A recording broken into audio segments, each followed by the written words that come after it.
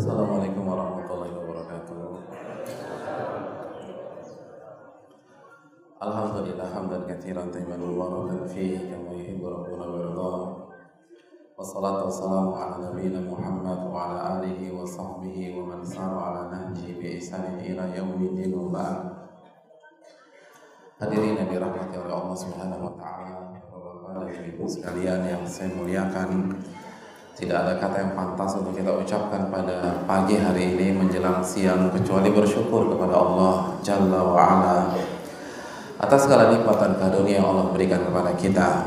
Salawat beriring salam semoga senantiasa tercurahkan kepada qudwah kita, uswah hasanah kita, Nabi besar Nabi Muhammad SAW beserta para keluarga beliau, para sahabat-sahabat beliau, dan orang-orang yang istiqomah berjalan di bawah naungan sunnah beliau sampai hari kiamat kelak. Hadirin yang dirahmati oleh Allah Subhanahu wa taala, kita berkumpul, kita bersua dalam rangka beribadah kepada Allah Subhanahu wa taala. Dan kajian kita pada pagi hari ini rasanya lebih istimewa daripada majelis atau kajian di kesempatan-kesempatan yang lain.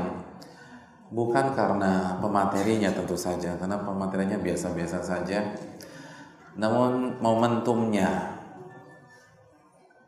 Kita datang pada saat long weekend, pada saat manusia sibuk dengan liburannya masing-masing, sibuk dengan rekreasinya masing-masing, sibuk dengan keluarganya masing-masing. Dan pada saat detik ini sebagian orang berada di airport untuk segera take off atau sekedar transit.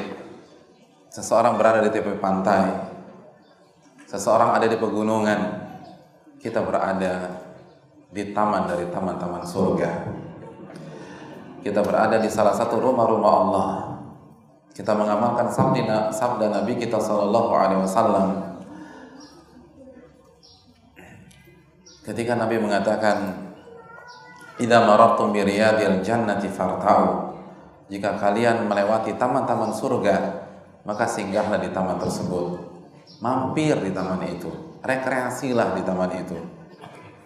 Hadirin yang dirahmati oleh Allah, ini perintah yang unik. Karena kalau perintah sholat rasanya sudah biasa, perintah zakat sudah biasa, tapi perintah ini perintah rekreasi. Siapa yang tidak ingin rekreasi? Rekreasi identik dengan menghilangkan kepenatan, menghilangkan rasa lelah dan capek setelah melakukan kegiatan dan pekerjaan yang continue di weekend atau di weekdays atau di hari-hari kerja kita. Maka tentu saja perintah ini mendapatkan respon yang positif dari para sahabat. Mereka bertanya, "Wa ma hiya riyadul jannati ya Rasulullah?" Apa yang dimaksud dengan taman surga wahai Rasulullah? Lalu beliau menjawab, "Hilaqud dzikir." Yang dimaksud taman-taman surga adalah majelis-majelis ilmu. Majelis-majelis ilmu. Karena majelis ini menawarkan ketenangan, menawarkan kebahagiaan, menawarkan keberkahan dalam hidup. Dan itu tidak akan kita dapatkan ketika kita melihat sunset atau sunrise berkali-kali. Senang memang, tapi itu tidak menghilangkan rasa galau kita ketika kita menghadapi masalah kehidupan. Tapi jika kita melihat firman Allah, kita melihat hadits Nabi SAW, wa idza tuliyat alaihim ayatuhu zadatuhum imana. Orang-orang beriman, ketika dibacakan firman-firman Allah, maka iman mereka akan bertambah. Hadirin yang dirahmati oleh Allah, ketika di long weekend kali ini, banyak orang melihat pemandangan terumbu karang, pantai putih atau pasir putih yang begitu indah. Hari ini kita melihat firman-firman Allah dan hadits-hadits Nabi SAW. Dan ini adalah keutamaan, ini adalah nikmat, ini adalah anugerah yang Allah berikan kepada kita. Ma'asyiral muslimin wal muslimat yang saya muliakan,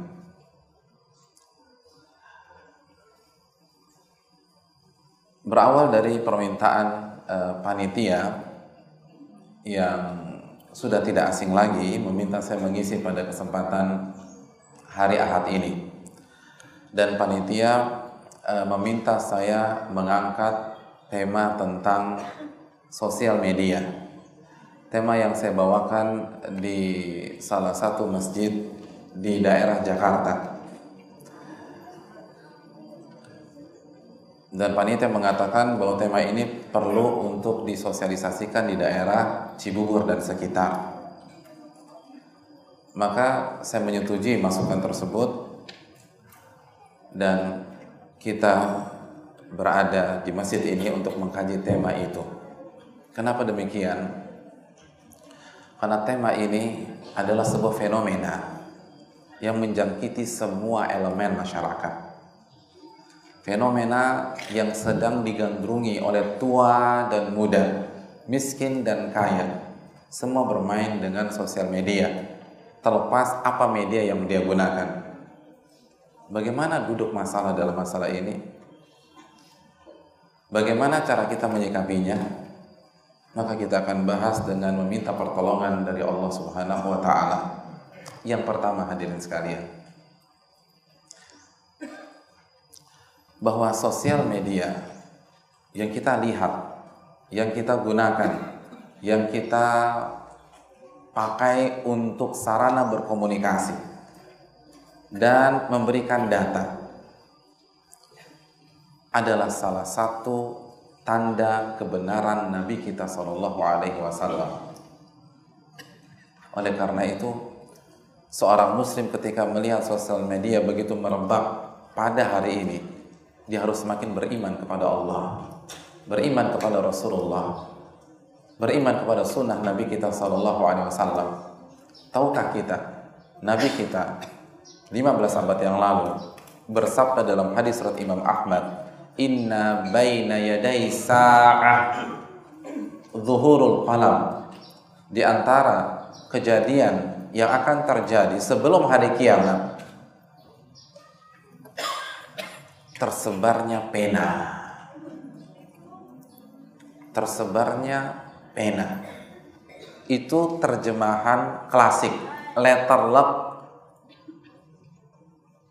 Jika kita mau menerjemahkan kalimat tersebut. Tapi kalau kita mau terjemahkan yang dengan lebih aktual lagi, maka maksud Nabi SAW adalah tersebarnya tulisan, artikel, informasi dan komunikasi yang begitu masif dan luar biasa pada saat itu. Itu yang dimaksud pena. Tersebarnya komunikasi, tersebarnya informasi dengan sangat cepat, dengan sangat masif, menjangkau segala lapisan dan tempat di dunia yang fana ini. Nabi katakan itu akan terjadi sebelum datangnya hari kiamat yang Allah janjikan tersebut. Dan shadaqa Rasulullah. Coba kita renungkan. Beliau menyampaikan hal ini 15 abad yang lalu. 15 abad. Di hadapan orang-orang yang banyak di antara mereka buta baca dan buta tulis. Nabi katakan dalam hadis Bukhari, "Nahnu ummatun ummiyah." Kita secara umum adalah umat yang ummi. Nabi tidak bisa baca dan Nabi tidak bisa tulis. Dan banyak pada saat itu orang-orang yang tidak bisa baca dan tulis. Lalu tiba-tiba sang Nabi mengatakan di antara tanda hari kiamat tersebarnya pena, tersebarnya komunikasi, tersebarnya tulisan, tersebarnya artikel, tersebarnya informasi.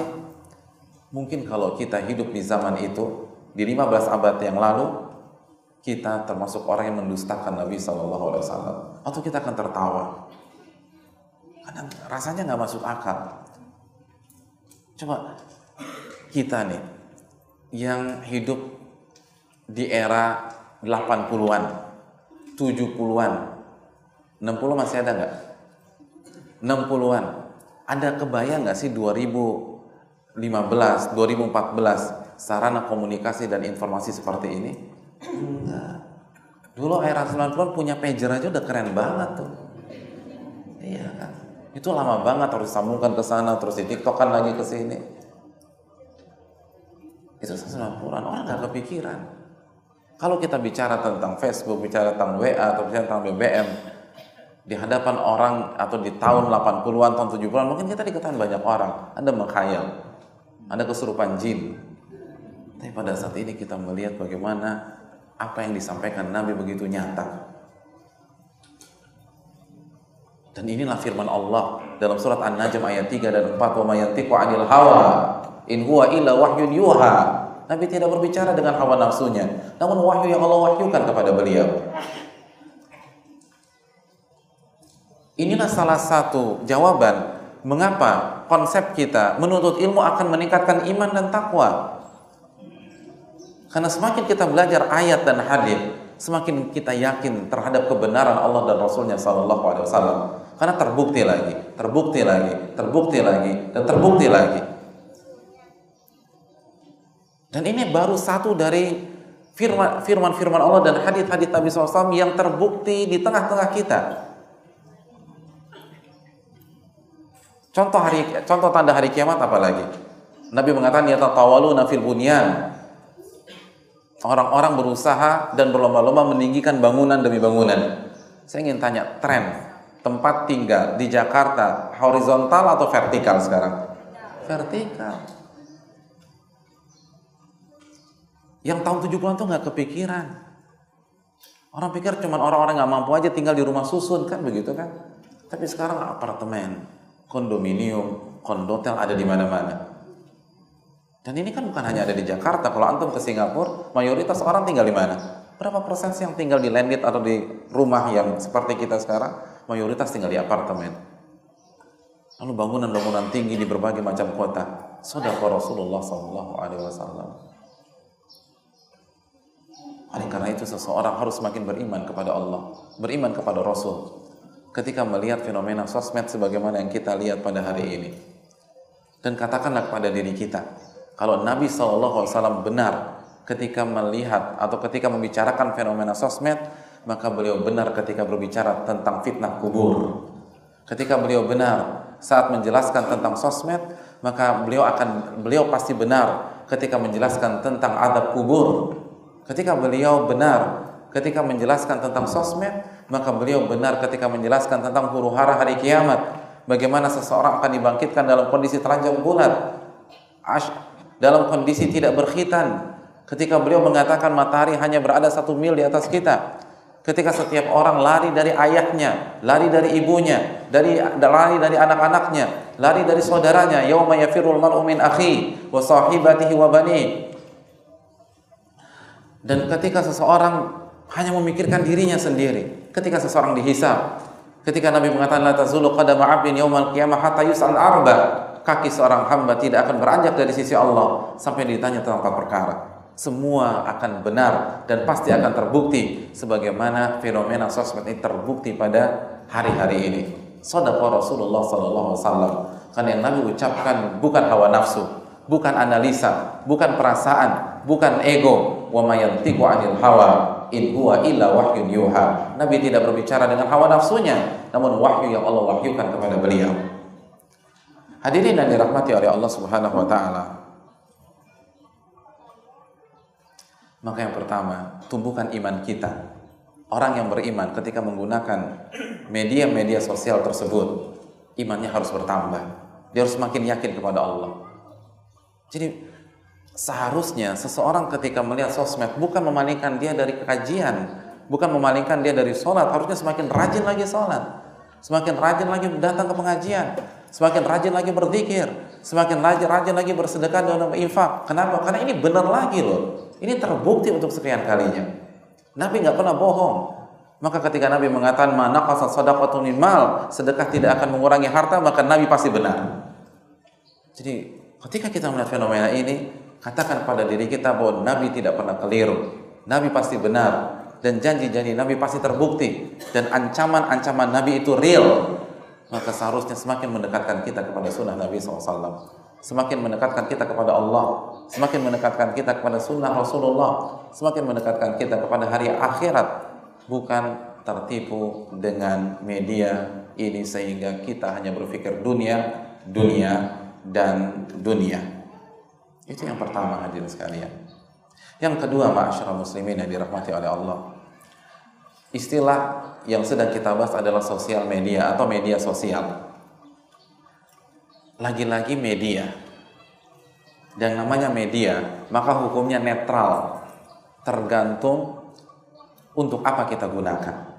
Kalau kita gunakan media sosial ini untuk bertakwa kepada Allah, maka kita akan dibawanya ke surga Allah Subhanahu wa taala. Tapi kalau kita gunakan media ini untuk bermaksiat kepada Allah, untuk melakukan kemungkaran, untuk menggibah, untuk menggunjing, untuk menyebarkan kesesatan, maka media ini akan mengantarkan kita ke neraka Allah Subhanahu wa taala. Oleh karena itu hukum media sosial itu netral, tergantung untuk apa kita gunakan. Dan ini memberikan pelajaran kepada kita bahwa tidak semua tanda-tanda hari kiamat itu negatif. Tidak semua tanda-tanda hari kiamat itu negatif. Betul, banyak yang negatif. Seperti durhaka kepada orang tua, banyaknya kasus pembunuhan, lalu turunnya Dajjal, Ya'jud dan Ma'jud. Tapi tidak semua negatif. Seperti tanda-tanda hari kiamat yang sedang kita bahas pada kesempatan pagi hari ini. Itu poin yang kedua. Poin yang ketiga, hadirin yang dirahmati oleh Allah. Poin yang ketiga, di antara hal yang harus kita tekankan saat kita ingin menggunakan sosial media, baik kita punya Facebook, punya Telegram, punya Instagram, punya Twitter, atau hanya sebatas mengirim pesan lewat BBM, lewat WA, lewat Line, lewat Imo, atau memposting di YouTube dan lain sebagainya, yang perlu kita camkan adalah pembagian waktu. Silakan gunakan untuk hal positif, tapi harus proporsional. Nabi kita SAW bersabda, Inna li rabbika alaika haqqa. Sesungguhnya Rabbmu memiliki hak yang engkau harus tunaikan.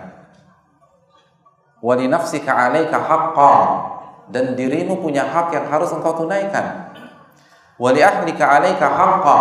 Dan keluargamu punya hak yang harus engkau tunaikan. Fa'ati kulla dzi haqqin haqqa. Maka berikanlah setiap pihak haknya masing-masing. Ini harus kita tekankan, bahwa semua punya hak. Jangan sampai kita melampaui batas ketika menggunakan gadget kita tersebut. Saat kita memonitor apa yang terjadi di laman Facebook kita. Karena sekali lagi, semua punya hak. Kita tidak boleh melalaikan hak Allah gara-gara media sosial. Berikanlah hak Allah. Dan ini yang sangat disayangkan. Betapa banyak orang tidak khusyuk dalam sholat gara-gara sosmed ini. Betapa banyak orang yang nggak dzikir ba'da sholat. Setelah assalamualaikum warahmatullah, ke kanan assalamualaikum warahmatullah, langsung lihat ada pesan masuk apa. Ini terfitnah hadirin sekalian. Taruh dulu, istighfar dulu. Perbanyak istighfar kepada Allah. Lalu bertasbih dulu 33 kali. Lalu bertahmid dulu 33 kali. Baru takbir dulu 33 kali. Lalu baca zikir-zikir ba'da sholat. Baru setelah itu kita main dengan masalah ini. Ketika kajian, tutup semua gadget kita. Ini bagaimana mungkin saat di kajian masih sempat posting, masih tempat foto ustadznya lagi, lalu ditaruh di Facebook-nya. Subhanallah. Jadi ngikutin nggak sih pengajiannya? Berarti kan nggak ngikutin. Kok bisa sempat-sempatnya Anda mengupload foto ustadznya? Ustadz Nuzul 10-13 IM. Subhanallah. Terus berarti Anda nggak nyatet dong. Anda hanya mainkan kamera Anda. Dan ini terjadi di mana-mana. Sekarang coba kita lihat suasana di khutbah Jumat. Betul sih nggak tidur. Betul pada nunduk. Tapi kalau kita lihat laman Facebooknya itu update terus itu. 12:10, 12:12, 12:13, 12:15. Itu kan waktu-waktu khutbah Jumat. Bahkan khotibnya dikomenin sama dia, subhanallah. Gila nih khotib lama banget. Subhanallah ini. Iya. Jadi memang dia nggak ngobrol. Bahkan yang subhanallahnya, gara-gara medsos itu jamaah Jumat di masjid A itu bisa ngobrol dengan jamaah Jumat di masjid B. Subhanallah. Lu udah selesai belum bro? Gue belum selesai nih khotib lama banget. Iya sama, nggak selesai. Bayangkan padahal yang satu di Cibubur, yang satu di Selipi misalnya. Dan sama-sama khutbah Jumat. La haula wala quwata illa billah. Ini fitnah. Karena ini terjadi. Oleh karena itu, ingat, Rabb kita punya hak.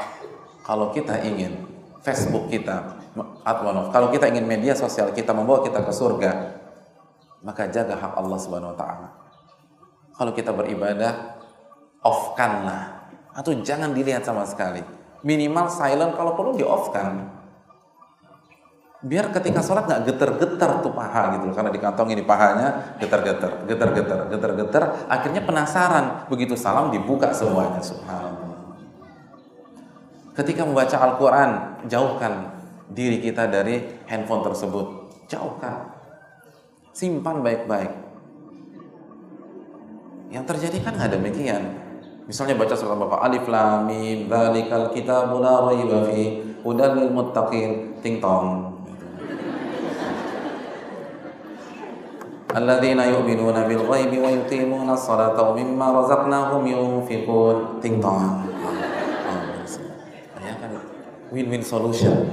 Dua-duanya dikerjakan dalam satu waktu. Mana kekhusyuan? Mana pentadaburan? Mana penghayatan? Dan itu real. Subhanallah. Ini fitnah. Ini sudah tidak benar. Oleh karena itu, Rabb kita punya hak. Rabb kita punya hak. Berikan hak Rabb kita. Hadirin yang dirahmati oleh Allah Subhanahu wa taala. Contoh misalnya sederhana yang terjadi di masyarakat kita dan mungkin kita sendiri. Salah satu sunnah Nabi SAW dalam hadis Abu Daud, kalau kita kaget bangun di tengah malam, apa yang disunahkan untuk kita lakukan? Doa. Nabi mengatakan barang siapa yang kaget bangun di tengah malam, lalu dia berdoa kepada Allah dari kebaikan dunia dan akhirat, maka Allah akan kabulkan doanya. Jadi kita kaget bangun jam 1, jam 2, lalu kita berdoa kepada Allah, maka Allah SWT akan mengabulkan doa-doa kita. Simpel ya? Enggak simpel. Karena kegiatan yang kita lakukan persis saat kita bangun tidur, itu nggak bisa kita kontrol. Itu sesuai dengan apa yang ada di alam bawah sadar kita. Itu menunjukkan kepada siapa hati kita itu bertautan, dengan siapa hati kita bergantung. Hanya orang-orang yang benar-benar dekat dengan Allah, hanya orang-orang yang senantiasa memikirkan Allah yang bisa melakukan hal tersebut. Begitu kaget bangun, angkat tangan doa kepada Allah Subhanahu wa taala. Sekarang pertanyaannya, kita ketika bangun, nggak usah kaget bangun jam 1. Ketika bangun waktu subuh, yang pertama kali kita lihat apa? Oh, handphone kata ibu-ibu. Subhanallah. Lihat inboxnya berapa, subhanallah.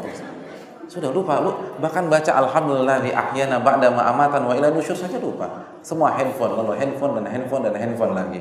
Ini fitnah. Dan itu menunjukkan kemana hati kita bertawakal. Jadi selama ini hati kita bertawakal kepada handphone, hati kita bertawakal kepada Facebook kita, hati kita bertawakal kepada gadget kita. Dan ini fitnah. Oleh karena itu tunaikan hak Allah. Lalu Nabi mengatakan,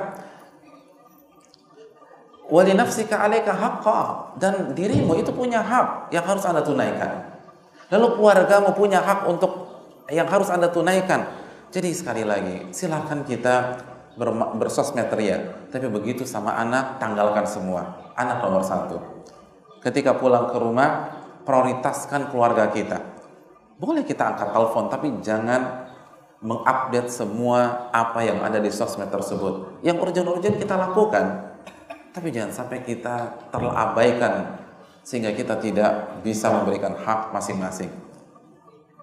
Hadirin yang dirahmati oleh Allah Subhanahu wa taala. Oleh karena itu ini yang perlu kita camkan. Dan ini banyak fitnah. Ibu lupa mengurus anaknya gara-gara asik Facebookan. Lalu ayah melupakan istri dan anak-anak ketika asik dengan dunia mayanya. Dan banyak keluhan. Ustadz, saya sih alhamdulillah suami saya mau untuk weekend berlibur bersama keluarga, tapi seakan-akan dia punya dunia sendiri Pak Ustadz. Handphone itu tidak pernah lepas dari genggamannya. Kita dan anak-anak itu dicueki olehnya. Ini yang perlu kita renungkan.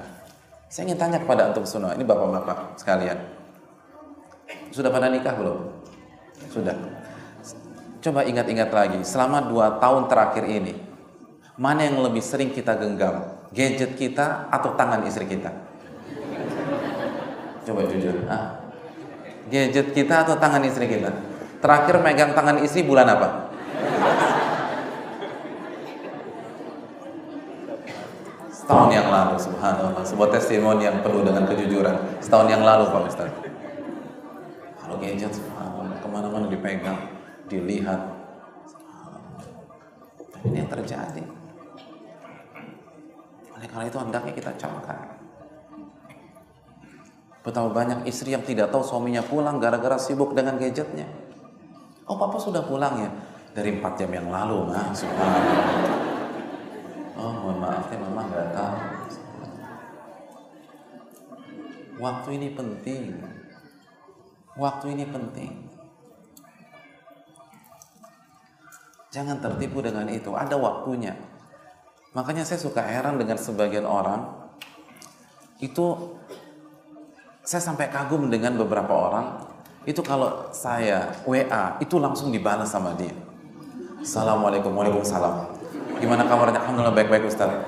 Cepet banget, berarti kerjanya apa selama ini kan gitu ya.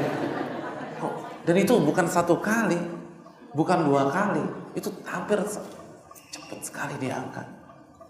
Kalau orang punya kerjaan kira-kira ada waktu apa enggak? Pasti kan ada waktu. Coba aja antum WA RI 1, kira-kira dibalas enggak? Nggak dibalas karena sibuk. Ini fitnah, hadirin yang dirahmati oleh Allah Subhanahu wa taala. Kecuali kalau pekerjaan antum operator, beda lagi. Tapi kan yang jelas bukan operator, ada orang kerja. Ingat, jangan lupa korupsi waktu. Ketika antum online, saat antum bekerja, dan antum tidak curahkan waktu antum untuk perusahaan, itu korupsi dan akan ditanya oleh Allah Subhanahu wa taala. Hati-hati dalam masalah ini. Ketika kita mainkan gadget kita pada saat kajian, itu akan ditanya oleh Allah Subhanahu wa taala. Maka hati-hati, camkanlah baik-baik masalah ini. Hadirin, Nabi mengatakan, sesungguhnya rohmu punya hak yang harus engkau tunaikan. Dirimu punya hak yang harus engkau tunaikan. Keluargamu punya hak yang harus engkau tunaikan. Dan berikanlah setiap pihak haknya masing-masing. Saya ingin tanya, kepada siapa Nabi bersabda dengan sabda ini? Kepada Abu Darda. Kenapa Abu Darda dinasihati dengan nasihat di atas? Karena kebanyakan ibadah. Akhirnya istrinya gak pernah disentuh. Akhirnya lupa dengan dunia. Kronologinya ketika Salman datang ke rumah Abu Darda, lalu bertemu dengan Ummu Darda, dan Ummu Darda tidak menjaga penampilannya pada saat itu. Betul, tetap syar'i, tetap berhijab, tapi tidak berbusana sepantasnya wanita ketika berada di rumah dengan suami. Lalu Salman bertanya, kenapa engkau penampilannya aut-autan gitu ya Ummu Darda? Kata Ummu Darda, sahabatmu itu Abu Darda itu sudah lupa dengan dunia dan seisinya. Saya nggak pernah disentuh. Siang puasa, malam qiyamul lail, dari bada isya sampai subuh. Terus kapan waktunya ya? Buat apa saya dandan kalau begitu? Orang saya juga dicuekin. Maka Salman menasihati Abu Darda. Ketika dinasihati oleh Salman, Abu Darda kurang puas dan lapor kepada Nabi SAW. Apa kata Nabi? Shadaqa Salman. Salman yang benar. Lalu Nabi menyebutkan hadis di atas. Rohmu punya hak, dirimu punya hak, keluargamu punya hak. Jadi bayangkan, kalau qiyamul lail saja tidak boleh membuat kita melalaikan istri kita, anak-anak kita, pekerjaan kita, apalagi sosmed. Kalau puasa saja tidak boleh membuat kita melalaikan keluarga kita, apalagi sosmed. Ini yang perlu kita renungkan. Dan apalagi sosmed melalaikan kita dari Allah Subhanahu wa ta'ala. Oleh karena itu, perhatikanlah masalah waktu, hadirin sekalian, dan bagilah waktu tersebut. Dan Nabi mengatakan, min husnil islamil mar'i tarkuhu ma la ya'ni. Salah satu tanda kebaikan seseorang, dia meninggalkan sesuatu yang tidak bermanfaat untuk dia. Banyak sekali waktu kita dengan sosmed itu nggak manfaat. Komen-komen yang nggak penting, simbol-simbol jempol yang nggak penting, yang kalau kita gunakan untuk beristighfar, untuk berzikir kepada Allah, itu akan mendatangkan pahala di sisi Allah Subhanahu wa ta'ala. Ini yang perlu. Dan para ulama mengatakan apa? Hasan Al-Basri, catat baik-baik ucapan beliau. Beliau mengatakan min alamati i'radillahi 'anil 'abdi an yaj'ala syughlahu fi ma la ya'ni. Salah satu tanda Allah berpaling darinya, Allah cuekin dia, Allah tidak memberikan taufik kepada dia, Allah buat dia sibuk mengerjakan, mengomentari hal-hal yang tidak bermanfaat untuk dirinya. Jadi Allah biarkan dia sibuk mengerjakan sesuatu yang gak bermanfaat. 1, 2, 3 jam habis untuk komen yang gak jelas. Setiap isu di dunia sosmed dikomentarin sama dia. Apa manfaatnya? Gak ada manfaatnya. Ada isu harga minyak dunia yang semakin turun per barrel. Antum diskusikan dengan grup WA antum yang sama-sama pedagang herbal selama 3 jam. Ada manfaatnya nggak? Nggak ada, kan antum pedagang herbal. Ngapain bahas masalah harga minyak? Kecuali antum menteri dan antum bertemu dengan delegasi-delegasi, oke, mungkin demikian. Tapi kan kalau kita tukang baju, jual herbal, atau misalnya pegawai PNS, buat apa ngurusin masalah itu? Antum debatkan selama 4 jam nggak ada hasil.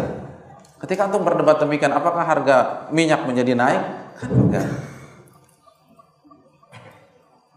Ketika misalnya ada isu tentang harga premium, antum debatkan 2 jam di sosmed, kira-kira ada hasilnya nggak? Nggak ada hasil. Oleh karena itu, Nabi mengatakan min husni islamil mar'i tarkuhu ma la ya'ni. Salah satu tanda kebaikan seseorang dia meninggalkan sesuatu yang tidak bermanfaat. Atau fitnah-fitnah dakwah. Buat apa antum bahas masalah fitnah dakwah? Kira-kira kalau antum bahas itu, iman antum naik apa tidak? Enggak kan? Tapi kepo, pengen tahu sana, pengen tahu sini. Ada apa dengan Ustadz A, ada apa dengan Ustadz B, subhanallah. Itu tidak meningkatkan iman dan takwa kita. Waktu habis percuma. Mendingan kita hafalkan surat Al-Fatihah. Mendingan kita hafalkan surat Al-Baqarah, hafalkan surat Ali Imran dan seterusnya. Banyak waktu terbuang. Imam Malik itu pernah ketemu orang, terus orang itu nanya, wahai Imam Malik, umur antum berapa pada hari ini? Jadi usia antum berapa sih Imam Malik? Kata Imam Malik, akbil ala sya'nik, urus diri anda sendiri. Ngapain anda tanya umur saya? Emangnya bisa membuat anda masuk surga? Kan enggak. Jadi bayangkan para ulama, bukan ulama belagu, tidak, tapi Imam Malik ingin mendidik sahabat-sahabatnya dan murid-muridnya, jangan sibuk dan habiskan waktu kita kepada hal yang gak penting. Daripada anda nanya usia saya, lebih baik anda nanya tentang wudhu, lebih baik anda tanya tentang sholat, lebih baik anda tanya tentang tauhid, lebih baik anda tanya tentang la ilaha illallah. Ini la ilaha illallah belum ngerti, tanya tentang umur, tanya tentang ini, tanya tentang itu. Itu salah satu tanda Allah tidak memberikan hidayah kepada kita. Tanda orang yang tidak diberikan hidayah oleh Allah, dia sibuk mengerjakan perkara-perkara yang gak bermanfaat. Ikut komen, ikut nyemplung, ikut kasih tanda senyum, dan akhirnya waktu habis hanya ikut melihat grup WA yang gak jelas mau kemana tersebut. Dan mentok-mentoknya gak ada hasil, gak ada manfaat. Oleh karena itu, sekali lagi, ini yang perlu kita camkan. Yang ketiga hadirin yang dirahmati oleh Allah. Yang keempat? Oke, yang keempat. Camkan baik-baik, setiap yang kita tulis, gambar yang kita posting atau video yang kita upload akan dihisap oleh Allah. Akan dihisap. Semua akan dihisap. Semua akan dihisap. Tanpa terkecuali. Maka hati-hatilah. Ma yalfidhu min qawlin illa ladaihi raqibun atid. Apapun yang meluncur dari lisan anda itu akan dicatat oleh Raqib dan Atid. Surat Qaf ayat 18. Al-Infitar ayat 12. Ya'lamuna ma taf'alun. Para malaikat-malaikat yang mulia itu tahu apa yang kalian kerjakan, tahu apa yang kalian katakan. Setiap huruf akan dihisap oleh Allah. Pak Ustadz tenang aja, ketika anak komen anak mingkem kok, cuman jempol aja gerak-gerak. Ya sama aja. Itu kias, karena ilatnya sama. Semua akan dihisap. Semua komen kita itu akan dihisap. Ketika komen kita menyinggung perasaan orang akan dihisap oleh Allah. Ketika kita salah komen akan dihisap oleh Allah SWT. Ketika kita memfitnah akan dihisap oleh Allah SWT. Ketika kita salah memposting artikel akan dihisap oleh Allah SWT. Semua akan dihisap tanpa terkecuali. Oleh karena itu hati-hati hadirin yang dirahmati oleh Allah. Kalau di dunia nyata saya salah bicara dengan antum, Itu 5 menit kemudian antum masih ada di sini, ana dengan mudah mengklarifikasi. Mohon maaf Pak, saya salah bicara, tolong diluruskan dan saya tarik lagi perkataannya. Tapi kalau di Facebook bagaimana? Antum sudah terlanjur posting sebuah artikel, followers antum ribuan. Lalu antum baru sadar antum salah posting, beberapa menit kemudian itu udah nggak bisa ditarik lagi tuh.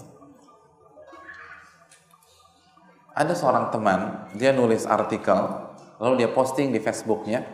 Setelah beliau posting di Facebooknya, beliau kasih lihat ana, terus ana bilang, kayaknya ini kurang tepat deh.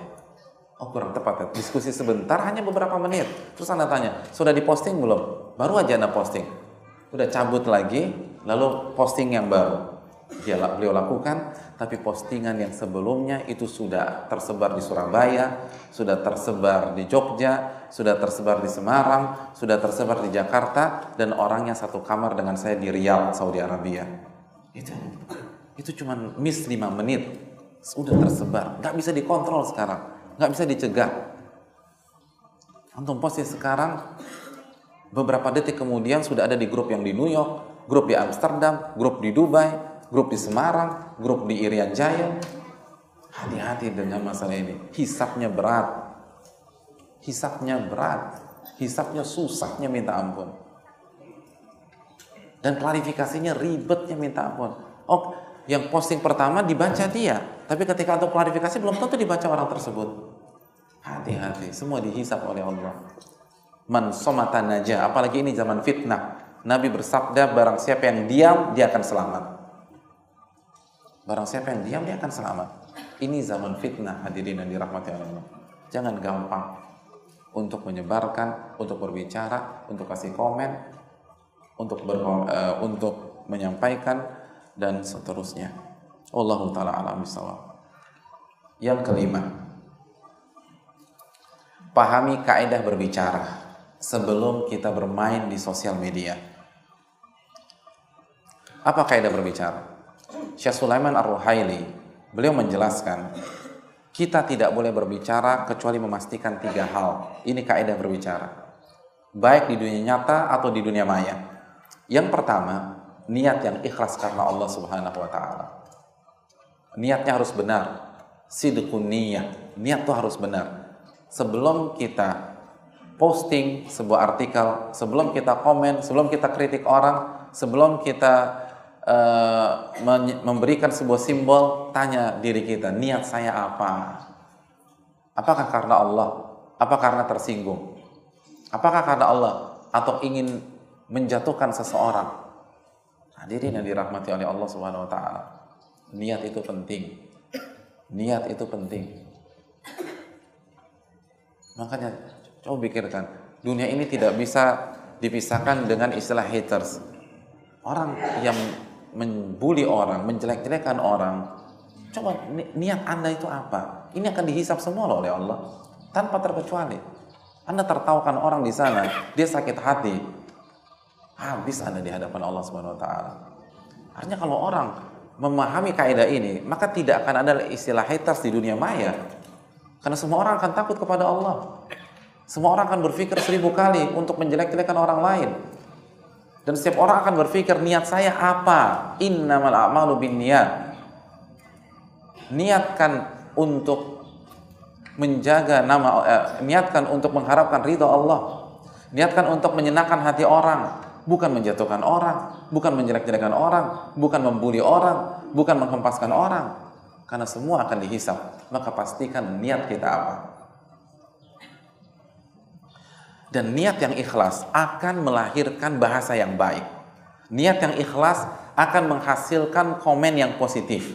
Niat yang ikhlas akan menghasilkan kritik yang membangun. Niat yang ikhlas akan membuat kondisi lebih kondusif.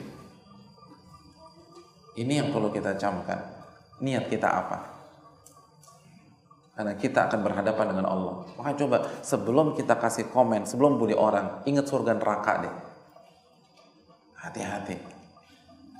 Ini hal yang sangat penting. Yang kedua, pastikan, yang pertama niat yang ikhlas. Yang kedua,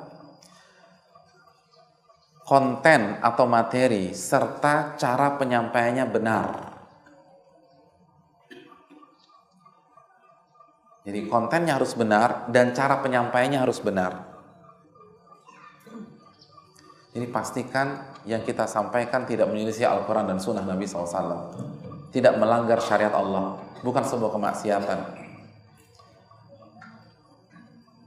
Dan kalau ini adalah artikel dari pihak lain, ini info dari pihak lain, ini masukan dari pihak lain, ini share dari pihak lain, cross check hadirin sekalian. Saya ingatkan, cross check. Tanya dulu sebelum kita ikut men-share. Tanya dulu sebelum kita masukkan di grup kita, bener nggak ini tulisan Ustadz Fulan misalnya? Bener nggak si A bicara demikian? Sebelum kita komentari atau kita mau kritik, cross check terlebih dahulu. Ya ayyuhalladzina amanu in ja'akum fasikun binaba'in fatabayyanu. Wahai orang-orang beriman, jika datang kefasikan membawa berita, maka cross checklah berita tersebut. Cross check. Dan saya ingin tanya sama antum. Allah mengatakan in ja'akum fasikun. Jika datang fasikun membawa berita, maka cross checklah. Apa tafsir fasikun dalam ayat ini? Ada berapa makna? Ada dua makna. Yang pertama, orang fasik bawa berita. Maka kita harus cross check. Apa definisi orang fasik? Orang fasik adalah pelaku dosa-dosa besar. Jadi kalau kita lihat dia suka bohong, dia nggak sholat, dia nggak puasa Ramadan, kasih berita, kita harus cross check. Nggak boleh kita telan mentah-mentah. Jelas ini? Karena Allah mengatakan dalam surat Al-Hujurat ayat 6, in ja'akum fasikun binaba'in fatabayyanu. Jika orang fasik membawa berita, Anda harus cross check. Bukan disanggah, bukan didustai, tapi cross check benar apa enggak nih? Itu makna yang pertama. Makna yang kedua, fasik dalam ayat ini berarti beritanya fasik dan bisa jadi disampaikan oleh orang soleh, bisa jadi disampaikan oleh orang yang taat, bisa jadi disampaikan oleh orang yang takut kepada Allah,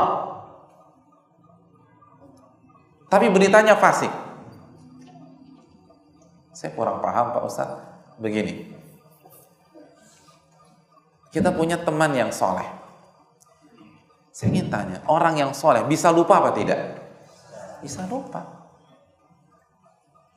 Yang melakukan Mahmud, dia lupa, dia bilang Muhammad yang melakukan. Mungkin apa tidak terjadi? Mungkin. Jadi cross check dulu. Walaupun yang kasih berita itu jamaah pengajian, akhlaknya Masya Allah, lalu penampilannya syar'i, hati-hati dalam bicara, tetap cross check. Karena dia bisa lupa, dia bisa salah. Orang soleh bisa salah ketik apa enggak? Bisa salah ketik. Atau bisa jadi dia bukan narasumber yang pertama, ada informan yang lain. Saya ingin tanya, apakah setiap orang soleh selektif dalam menerima berita? Enggak. Dia soleh, tapi informannya yang sebelumnya enggak soleh.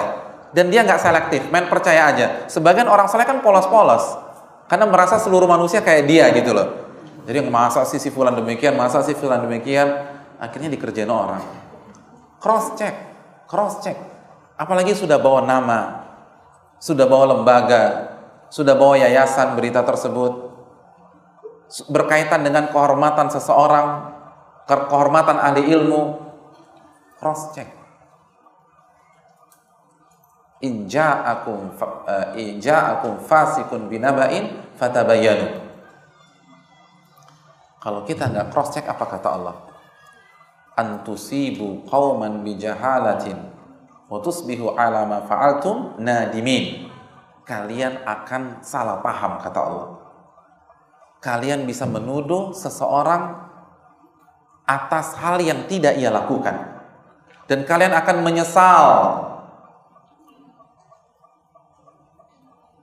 Kalian akan menyesal karena perbuatan kalian tersebut. Jadi Allah mengatakan, coba dibuka Al-Hujurat ayat 6 itu, Allah katakan antusibu qauman bijahala. Kalian akan menuduh seseorang karena kebodohan kalian. Karena kalian nggak cross check, itu kebodohan. Dan kalian akan menyesal. Makanya sebagian para ulama mengatakan hanya orang-orang yang bodoh yang tidak cross check. Karena Allah yang mengatakan antusibu qauman bijahalah. Kalau kalian tidak cross check, kalian akan salah dalam menilai orang karena kebodohan kalian tersebut. Allah katakan orang yang cross check itu pintar atau bodoh? Ibu-ibu, Allah mengatakan dalam ayat ini orang yang tidak cross check pintar atau bodoh? Bodoh.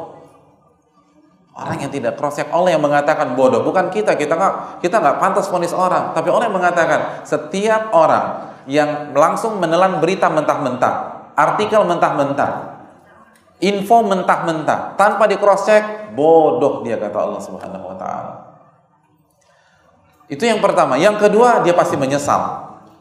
Dia akan menyesal di dunia dan di akhirat. Kenapa? Karena kalau kita salah dalam memvonis, salah dalam menyimpulkan, salah dalam melihat seseorang, salah dalam menilai seseorang, kira-kira dia tuntut nggak kita pada hari kiamat? Dia akan tuntut kita pada hari kiamat. Hati-hati, kita akan nyesal.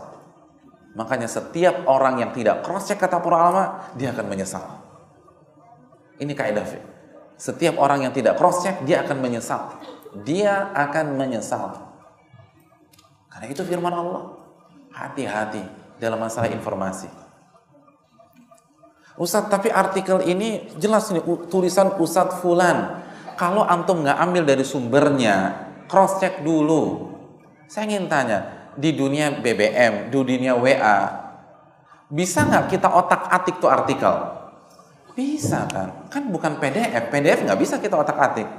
Tapi kalau bentuknya pesan di WhatsApp atau di beberapa media lain, kan bisa.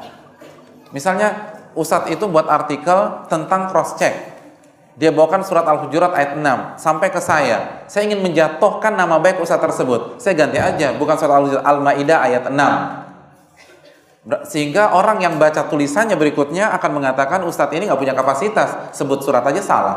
Bisa nggak sih seperti itu? Bisa. Kata tidak haram saya hapus, jadi haram. Itu berantakan. Lalu saya share lagi. Semua persis, cuman kata tidak dalam artikel itu yang saya hapus. Itu berantakan kan? Cross check. Kecuali kalau antum dapat dari sumbernya. Kecuali kalau misalnya Ustadz A atau tokoh A yang memberikan artikel itu langsung melalui BC, atau misalnya kicauan beliau di Twitter, maka itu nggak ada masalah. Tapi kalau dapat dari orang, dapat dari teman, cross check. Karena hanya orang bodoh yang tidak cross check. Dan setiap orang yang tidak cross check, dia akan menyesal di dunia maupun di akhirat. Hadirin yang dirahmati oleh Allah Subhanahu wa taala, ketika kita sudah pastikan materinya, artikelnya, konten pembicaraan kita benar, maka berikutnya pastikan cara penyampaiannya benar. Gunakan bahasa yang terbaik. Allah berfirman dalam surat Al-Isra ayat 53. Wa qul li ibadi yaqulu allati hiya ahsan inna syaitanu yanzagu bainahum. Katakan kepada hamba-hambaku wahai Muhammad, kalau berbicara gunakan bahasa yang terbaik. Ahsan itu terbaik, bukan baik. Ahsan terbaik. Kenapa demikian? Allah berfirman, inna syaitana yanzagu bainahum, karena syaitan akan mengadu domba kalian. Syaitan akan membuat terjadi miskomunikasi di antara kalian. Jadi dalam berbicara, kita dituntut untuk menggunakan bahasa terbaik. Dan harus belajar dan belajar. Dan gak ada ceritanya, Ustadz saya begini nih kalau ngomong, Ustadz harus terima saya apa adanya. Enggak, Allah yang menyatakan ahsan. Kita harus belajar. Sebagaimana kita belajar masak, kita harus belajar berbicara. Sebagaimana kita belajar membawa mobil atau menyetir mobil, kita harus belajar bicara yang terbaik. Bagaimana menyapa orang, bagaimana cara menjawab, bagaimana cara menjelaskan, bagaimana cara presentasi. Karena Allah yang mengatakan, kalau hamba-hambaku berbicara, gunakan bahasa yang terbaik. Karena syaitan akan mengadu domba di antara mereka. Kalau kita mau komen, gunakan bahasa yang terbaik. Ya gaya gue begini Pak Ustadz, ya udah nggak usah komen. Allah bilang yang terbaik. Kalau nggak bisa jangan komen. yang terbaik. Hati-hati. Dan sedikit saja saya ingin tekankan, bayangkan ya, ini bahayanya komunikasi, bahayanya berbicara. Orang yang membangun komunikasi dengan bahasa baik saja, itu ada kemungkinan miss, ada kemungkinan salah paham, ada kemungkinan diperalat oleh syaitan. Iya enggak? Karena Allah dalam ayat ini meminta kita berbicara dengan cara apa? Bapak-bapak? Ya, bapak-bapak loh mas. Terbaik. Ibu-ibu dengan cara apa? Terbaik. Maka kalau kita hanya menggunakan cara yang baik, masih ada peluang miskomunikasi. Masih ada peluang dipermainkan oleh syaitan. Apalagi kalau tidak ada komunikasi sama sekali. Apalagi kalau tidak ada komunikasi sama sekali. Dan terapkan kaidah ini bukan hanya di sosmed, tapi terapkan kaidah ini di dalam kehidupan keluarga kita. Ketika kita bicara dengan istri, istri berbicara dengan suami, orang tua berbicara dengan anak, anak berbicara dengan orang tuanya, gunakan bahasa yang terbaik. Jangankan bahasa yang kasar, bahasa yang keras, pakai bahasa yang baik saja itu miss. Dan ini sering terjadi. Makanya tidak semua hal itu bisa dibahas di sosmed. Harus kita, kadang-kadang ada masalah harus kita ketemu langsung atau minimal telepon lah. Karena di sosmed itu tidak ada ekspresi, tidak ada intonasi, dan cenderung singkat. Terkadang kita harus menyampaikan sesuatu itu muter-muter dulu, kalau nggak orang salah paham. Hadirin yang dirahmati oleh Allah, yang terbaik. Ini penting. Kalau berbicara, kalau komunikasi, gunakan bahasa yang terbaik. Oleh karena itu, sekilas saja, saya pribadi, tapi ini pandangan pribadi, saya kurang setuju dengan undangan pernikahan via Facebook atau via broadcast di WA. Kenapa demikian? Saya ingin tanya, kultur kita, urf kita, itu cara yang terbaik bukan untuk mengundang? Atau pernah nikah nggak hadirin? Kok kayaknya banyak pikiran sih atau ada masalah apa? Ini kan saya nggak nanya ayat, ini nanya keseharian aja. Saya ingin tanya, dalam dunia mengundang orang, apalagi dalam masalah pernikahan, kultur kita yang terbaik itu apa? Ya udah, Allah mengatakan dalam surat Al-Isra 53, kalau Anda ingin berkomunikasi, gunakan bahasa yang terbaik, cara yang terbaik. Bahkan sebagian orang-orang tua kita itu kalau nggak dianterin langsung nggak mau datang, benar nggak? Iya, ini nggak sopan nih, cuman kirim via ini. Itu sebagian pihak loh. Makanya kalau kita mengharapkan kehadiran beberapa tokoh, kita yang nganterin langsung. Makanya kan yang pernah menyelenggarakan walimah, ada beberapa kartu yang saya harus sampaikan langsung. Karena itu adabnya. Nggak semua bisa disampaikan di WA, di BBM, di Facebook, di tweet dan lain sebagainya. Karena kita dituntut menyampaikan sesuatu dengan bahasa yang terbaik. Karena ini rentan fitnah. Ngomong langsung aja itu bisa miss, apalagi via WA, apalagi via BBM, apalagi via Facebook. Kita bahas di grup, kasih pandangan di grup, itu sambil senyum-senyum. Orang di sana itu berpikir kita lagi marah loh. Itu bisa. Kita lagi cemberut, kita lagi kesal. Padahal sih kita senyum-senyum aja ketika balas. Hati-hati dengan masalah ini. Wallahu ta'ala bishawab.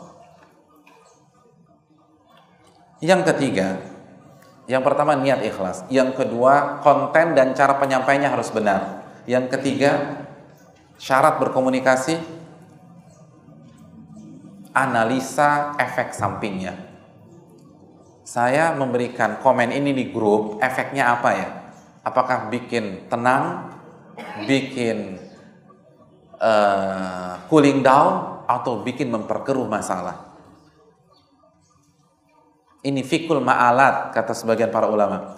Fikih menganalisa apa efek dari perbuatan kita, dan ini penting. Kalau ternyata efeknya buruk, jangan bicara. Man kana yu'minu billahi wal yawmil akhir falyaqul khairan aw liyasmut. Barang siapa yang beriman kepada Allah dan beriman kepada hari akhir, hendaklah dia berkata baik atau diam. Dan salah satunya adalah pertimbangkan efeknya.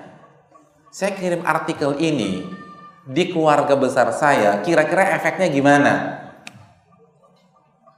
Nggak semua artikel kita kirim ke grup keluarga, grup teman-teman SMA, grup teman-teman kuliah. Lihat kemampuan mereka, kondisi mereka, dan artikel ini cocok apa tidak. Dan gaya bahasa ustadz yang menulis artikel ini bisa diterima apa tidak dengan mereka. Perhatikan efeknya, jangan asal copy paste, copy paste, copy paste, copy paste, dan copy paste. Lihat efek. Kita tahu kaidah amar ma'ruf nahi mungkar. Kalau ada kemungkaran, lalu kita berusaha robah, justru membuat efek negatif yang lebih parah, boleh kita ingkari apa tidak? Gak boleh, haram kita ingkari. Haram kita ingkari. Itu amar ma'ruf nahi mungkar, apalagi cuman komen. Apalagi cuman bawakan berita yang gak jelas apa tujuannya. Perhatikan efek negatif dan efek positif. Tidak setiap hal yang positif menurut kita itu di-share. Dan kalau kita share tidak setiap ke setiap grup yang kita miliki. Ada grup yang cocok, ada grup yang tidak cocok. Jangan main share, akhirnya menjadi memperkeruh suasana. Wallahu ta'ala alam bisawab. Yang berikutnya hadirin dan dirahmati oleh Allah. Hati-hati dengan ghibah. Hati-hati dengan ghibah. Dan ghibah fatal sekali. Ghibah dosa besar. Dzikruka akhaka bima yakrah. Ghibah adalah membicarakan saudaramu yang kalau dia dengar dia nggak akan suka. Ustaz, tapi ini benar, ini fakta, ini data. Justru itu ghibah. Kalau nggak benar itu fitnah. Hati-hati ghibah. Ini penting. Jangan terjebak dengan ghibah. Apalagi di sosmed. Karena yang dengar bukan 1-2 orang. Dan itu semakin membuat korban ghibah kita sakit hati. Karena seakan-akan kita menelanjangi dia di depan umum. Kalau majelis ghibah yang biasa, itu paling dihadiri oleh 2 orang, 3 orang, 4 orang, 5 orang. Tapi kalau di grup, 50 orang, 100 orang. Kalau di Facebook, itu bisa ribuan orang. Itu dosanya seperti apa, saya nggak bisa bayangkan. Hati-hati. Terutama menyikapi isu di masyarakat. Hati-hati ghibah. Itu kalau benar ghibah, apalagi salah. Isu di dunia dakwah, hati-hati. Jangan ngomongin orang. Apalagi ngomongin orang yang punya jasa di dakwah sunnah. Ngomongin koordinator, ngomongin ahli ilmunya. Luhumul ulama masmumah. Daging ahli ilmu itu beracun. Apa maknanya? Karena ghibah itu seperti makan bangkai. Kalau yang kita ghibahi ahli ilmu, bangkai plus racun. Kira-kira cepat mati nggak tuh? Cepat. Hati-hati. Hati-hati dengan ghibah. Jangan jadikan grup yang kita buat sebagai bahan ghibahan. Facebook kita hanya ngomongin orang. Kecuali dalam rangka amar ma'ruf nahi mungkar, dan itu ada kaedahnya. Hati-hati dengan ghibah. Allah berfirman dalam surat Al-Hujurat, "Wala yaktab ba'dukum ba'dha ayuhibbu ahadukum an ya'kula lahma akhihi maitan fakarihtumuh." Janganlah kalian saling menggibahi. Apakah kalian suka kalau makan bangkai saudara kalian yang kalian nggak suka tersebut? Al-Hujurat ayat 12. Ghibah itu seperti makan bangkai. Betul apa tidak? Hadirin yang dirahmati oleh Allah. Dan ini bukan analogi. Ini bukan perumpamaan, ini real. Karena sudah ada hadis yang sahih. Dihasankan Al-Hafidz Ibnu Hajar rahimahullahu ta'ala. Orang yang menggibah, maka pada hari kiamat Allah akan sediakan bangkai sesuai dengan berapa orang yang dia gibahi pada saat di dunia. Bangkai.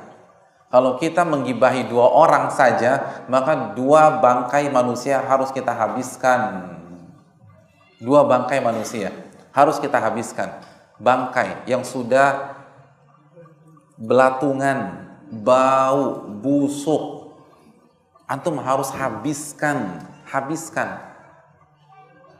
Bola matanya harus antum makan. Lendir di hidungnya itu harus antum seruput-seruput. Jempolnya yang bau itu harus antum kunyah. Itu belum bicara usus, belum bicara limpa, belum bicara jantung, belum bicara hati, belum bicara paru-paru, belum bicara sumsum.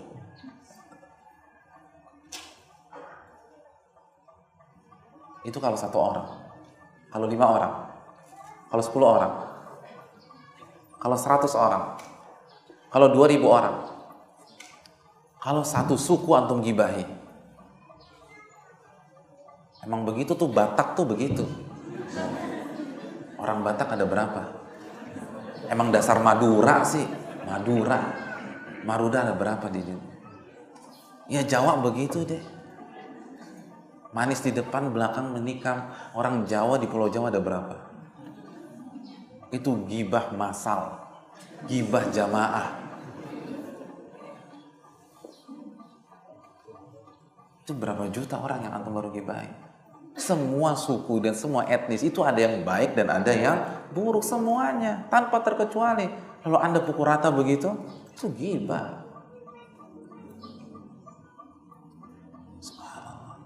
Makanan terenak di Cimangis dan Cibubur apa sih? Antum hobi apa? Hobi apa antum? Hobi? Hah? Soto yang paling enak apa di sini? Hah? Oke, soto Betawi. Ketika antum dikasih 1 mangkok soto Betawi, enak apa tidak? Tapi kalau anak kasih antum 15 mangkok soto Betawi, apa yang terjadi di mangkok 15? Muntah. Itu makanan kesukaan antum akan muntah di mangkok 15. Enak. Terus gimana dengan bangkai manusia yang jumlahnya 500 orang, 1000 orang, 2000 orang, dan antum harus habiskan pada saat itu juga. Na'udzubillah, tsumma na'udzubillah. Hati-hati. Dan sosmed ini sangat efektif menghancurkan kita dari sisi ini. Lalu belum pahala kita diambil sama dia, dan dosa dia ditransfer untuk kepada kita. Itu tadi. Ana tanya, kira-kira pahala kita cukup nggak untuk ngasih 1 suku gitu loh? Ya makanya jangan gibahin cara begitu. Itu semua orang Jawa nuntut antum nanti. Semua orang Kalimantan, orang Dayak nuntut antum. Kira-kira pahala kita cukup nggak sih untuk semua? Enggak kan? Hati-hati. Ini ngeri. Setelah gibah, hati-hati dengan fitnah. Dan fitnah lebih kejam daripada gibah. Karena fitnah itu tidak fakta, tidak benar. Kalau salah kata Nabi, faqadib bahatta, engkau baru saja memfitnah dia. Kalau gibah saja dosanya seperti itu, apalagi fitnah. Hati-hati. Makanya man somata najah, barang siapa yang diam dia selamat. Di zaman fitnah, Nabi mengatakan al-qa'id khairun minal qa'im, yang duduk lebih baik daripada yang berdiri, yang berdiri lebih baik daripada yang berjalan. Jadi lebih baik antum nggak tahu deh isu-isu segala macam yang nggak berkaitan dengan ketakwaan dan keimanan antum. As-sa'idu laman junibal fitan. Orang yang bahagia adalah orang yang menjauh dari fitnah, bukan kepo ngurusin fitnah, bukan cari tahu aja nih ada isu apa sih. Orang yang bahagia itu dia menyingkir dari fitnah. Fitnah ada di kanan, dia ke kiri. Fitnah ada di kiri, dia ke kanan. Bukan berhadapan langsung, sok takwa, sok hebat. Enggak. Orang bertakwa itu menghindar dari fitnah. Jangan main di ranah fitnah, isu dan seterusnya. Dia akan menghancurkan kita. Hadirin yang dirahmati oleh Allah Subhanahu wa taala. Selanjutnya, bedakan antara ranah privat dan ranah publik. Bedakan antara ranah privat dan ranah publik. Idza haddatha ar-rajulu bil hadithi thumma iltafata fahiya al-amanah.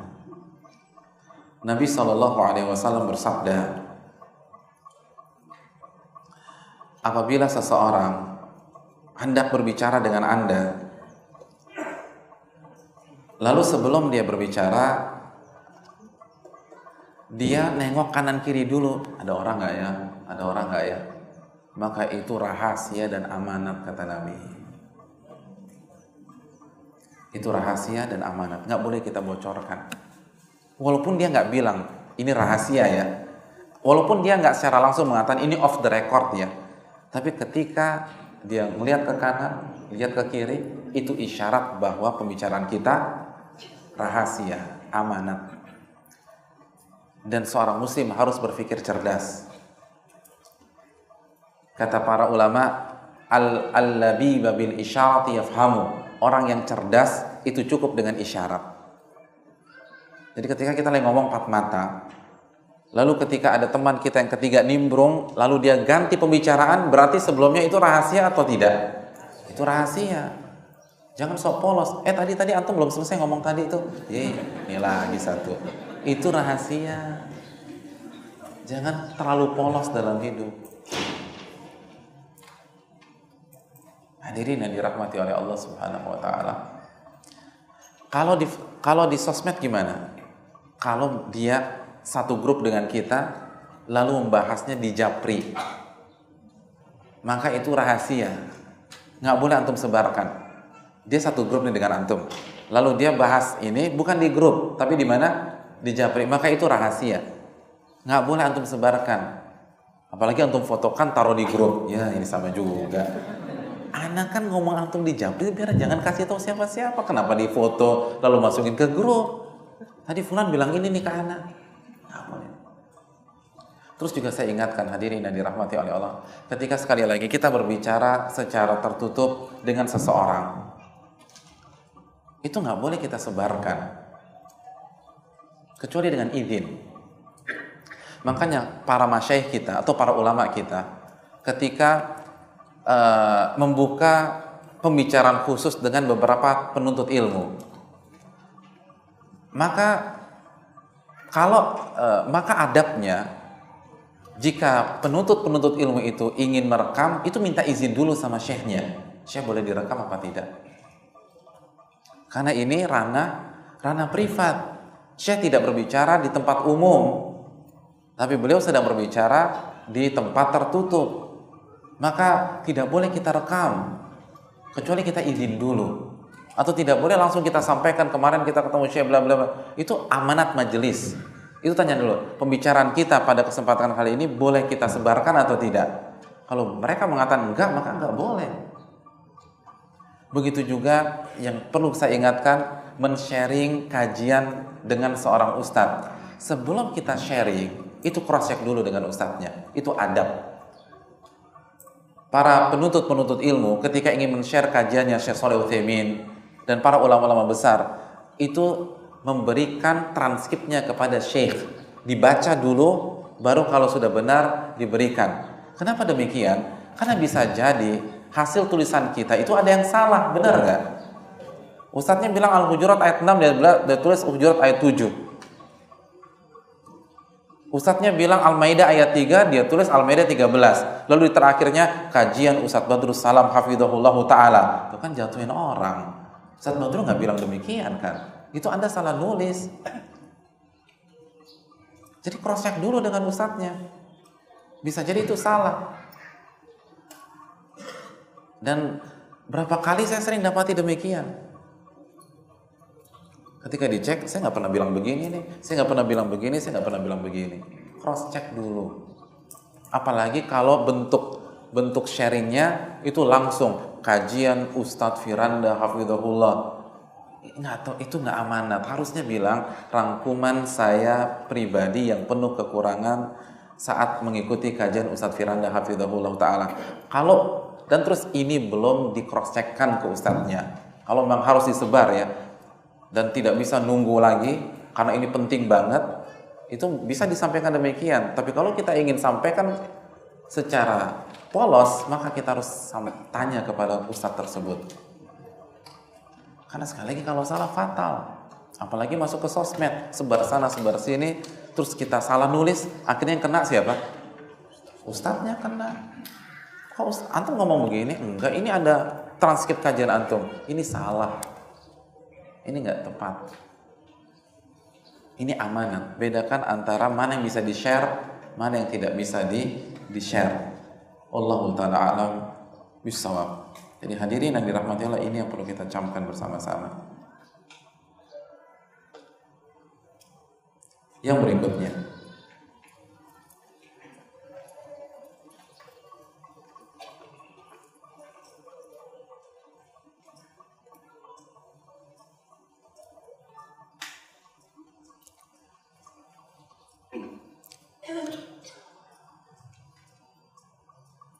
masalah-masalah besar dikembalikan kepada ahli ilmu, khususnya yang senior, ulama-ulama besar maksud saya. Jangan dibahas di grup. Jangan dibahas di grup. Antum di grup bahas perang Suriah. Perang Suriah masalah besar. Kembalikan ke fatwa para ulama. An-Nisa 83. Wa idza ja'ahum amrun minal amni aw al-khawfi adza'u bi wa radduhu ila ar-rasul wa ila ulil amri minhum la'alimahu alladziina yastanbitunahu minhum. Orang munafik itu kalau dapat masalah-masalah yang berkaitan dengan stabilitas keamanan, masalah-masalah umat, itu langsung disebarkan, langsung di-share. Kalau saja mereka kembalikan ini ke Rasulullah Sallallahu Alaihi Wasallam dan kepada ulil amri, ulama dan pemerintah, maka ahli ilmu bisa memetakan masalahnya dan bisa mengurai masalahnya dan mendapatkan jawabannya. Masalah-masalah besar bukan pembicaraan warung kopi. Nggak bisa. Jangan masuk masalah besar di sosmed. Apalagi kita bukan ahlinya. Kembalikan kepada para ulama. Wallahu ta'ala a'lam bishawab. Yang berikutnya hadirin yang dirahmati oleh Allah. Jangan buru-buru komen. Maksudnya apa? Jangan cepat-cepat mengkomen kesalahan orang. Jangan terburu-buru mengomentari kekurangan orang, maksiat yang dilakukan orang, kekeliruan yang dilakukan seseorang. Ini fatal.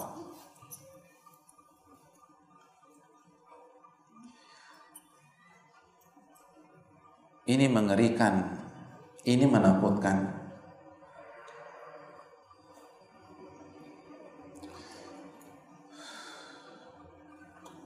Ada sebuah hadis yang dihasankan oleh Syekh Abdul Qadir Al-Arnaud. La tudhiru syamatata bi akhika fayu'afihi Allahu wa yabtalik. Hadis ini riwayat Imam Tirmidzi. Janganlah kalian celah saudara kalian. Janganlah kalian bully saudara kalian ketika dia berbuat kesalahan. Kenapa?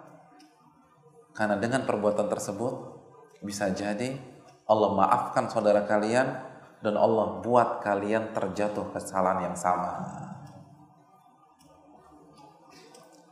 Jadi Allah maafkan dia, Allah buat kalian jatuh ke kesalahan yang sama. A'udzubillah. Ada teman pengajian kita, la qaddarallah berzina. Atau nggak usah jatuh pada zina, pacaran gitu ya.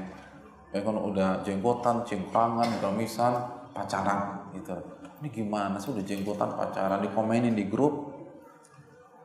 Maka kata Nabi SAW, Allah maafkan dia dan Allah buat Anda jatuh ke masalah yang sama. Suatu saat nanti Anda akan terfitnah dengan wanita. Anda akan pacaran sebagaimana dia pacaran. Ada teman pengajian selingkuh. Lalu kita bicarakan karena dia senior, sudah lama ngaji. Kita komenin, malu-maluin, bikin malu dakwah dan seterusnya.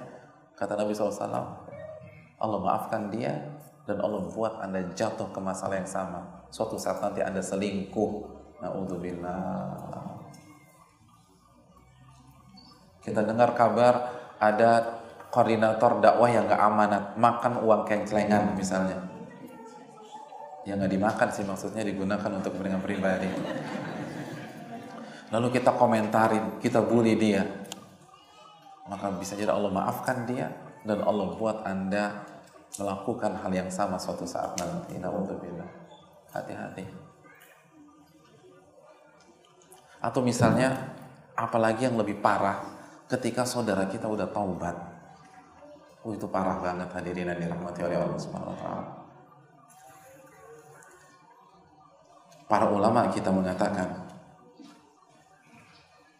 kata Hasan Al-Basri, para salaf, para sahabat, man rama akhahu bi dzanbin qad taba min.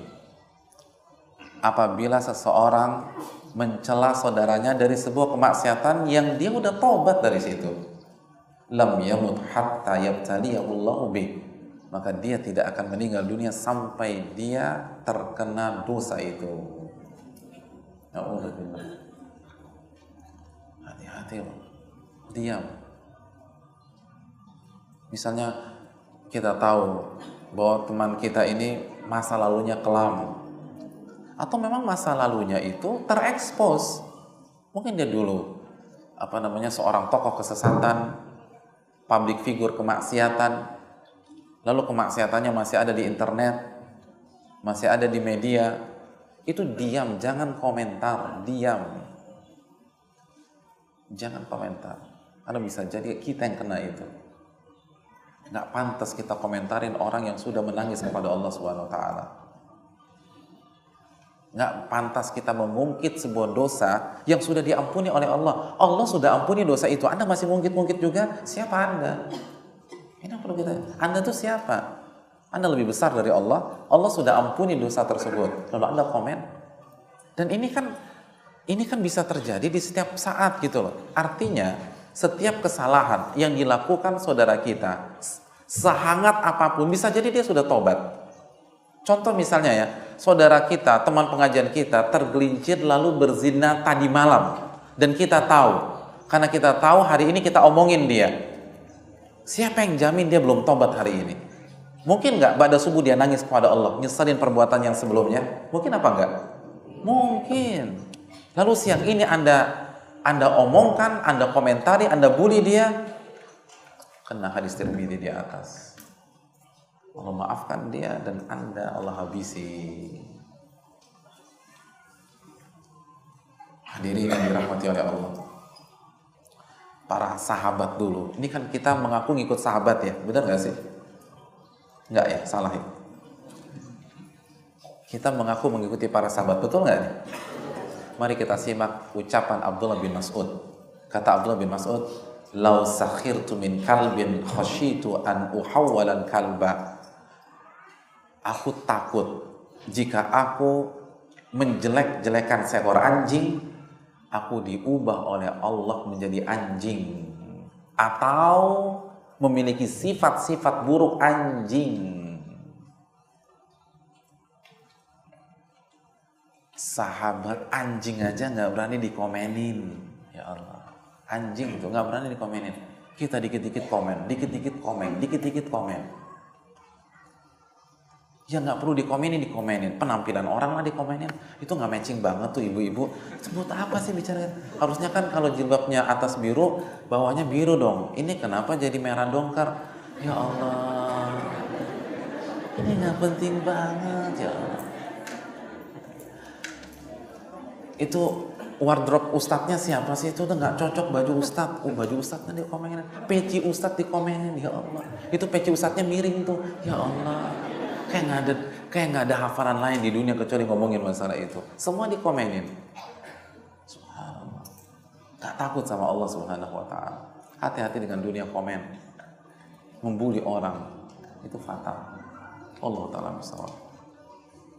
Selanjutnya hadirin yang dirahmati oleh Allah Subhanahu wa taala.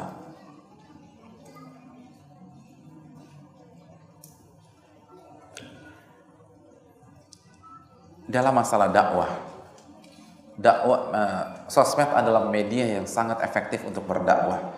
Tapi sebelum kita berdakwah dengan sosmed, sebelum kita copy paste, sebelum kita broadcast, sebelum kita sampaikan ke grup-grup, ada beberapa hal yang harus kita camkan. Yang pertama, selektiflah dalam memposting artikel dan penulisnya.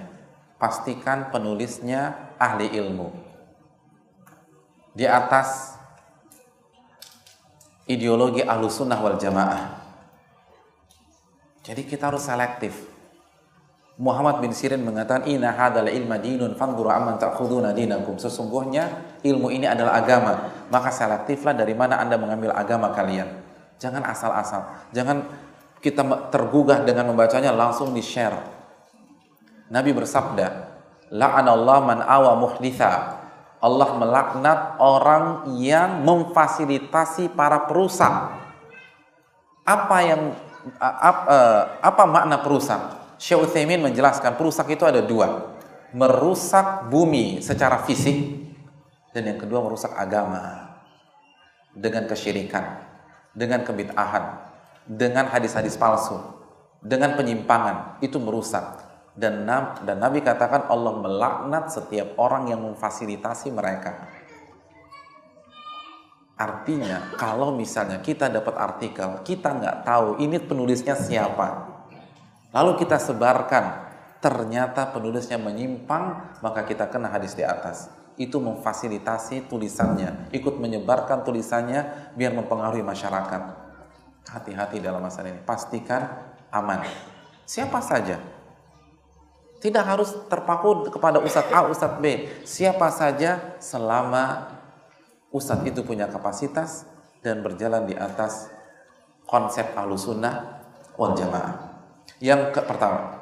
Yang kedua, sebelum men-share, meng-copy paste, baca dulu.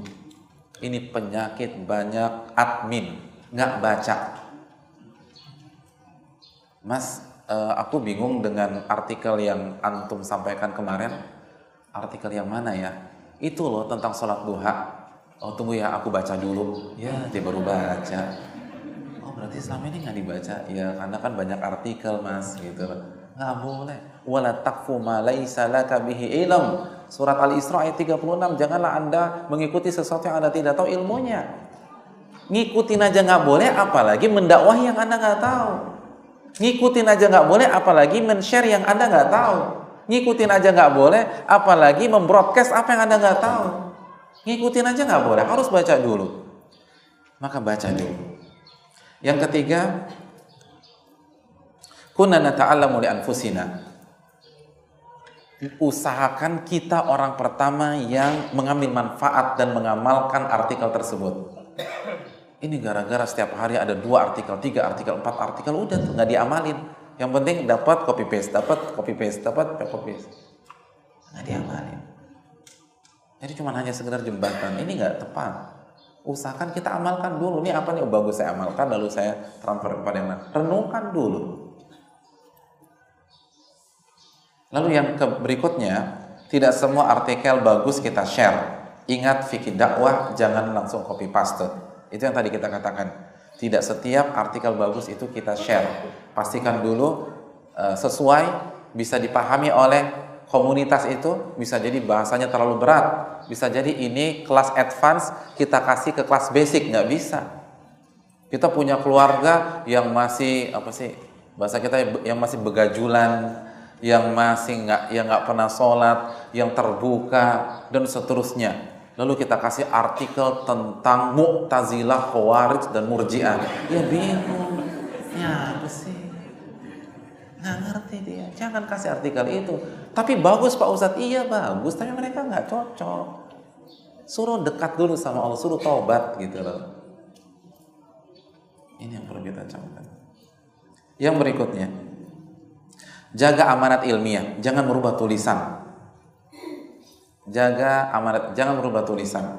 Dan kalau men-share transkrip seorang ustadz di kajian mereka, maka konsultasikan dan minta izin dulu dengan ustadz tersebut.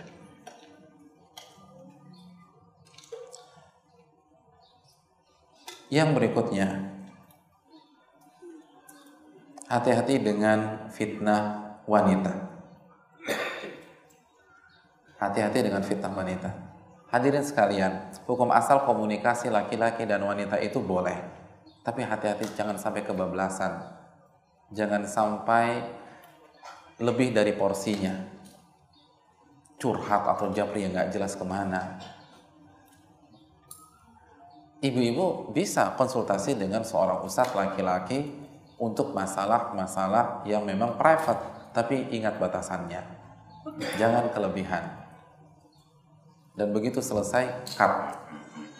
Karena ini bahaya. Dan yang sudah melakukannya istighfar kepada Allah Subhanahu wa taala, Allah Ghafurur Rahim. Jadi hati-hati dengan curhat-curhatan dengan lawan jenis, walaupun dengan dalih mendakwahi dia, walaupun dengan dalih memberikan penjelasan tentang sunnah kepada dia.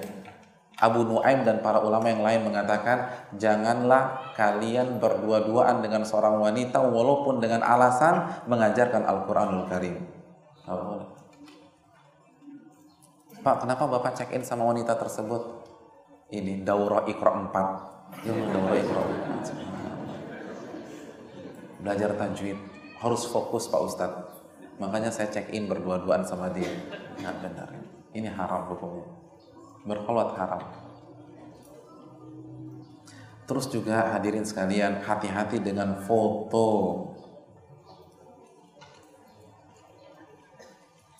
Hati-hati dengan foto. Menampilkan wanita-wanita yang membuka aurat.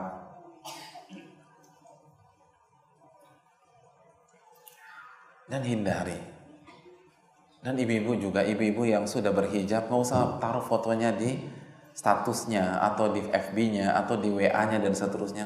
Ini kan nggak sesuai dengan hijab. Hijab itu menutup, bukan menampilkan.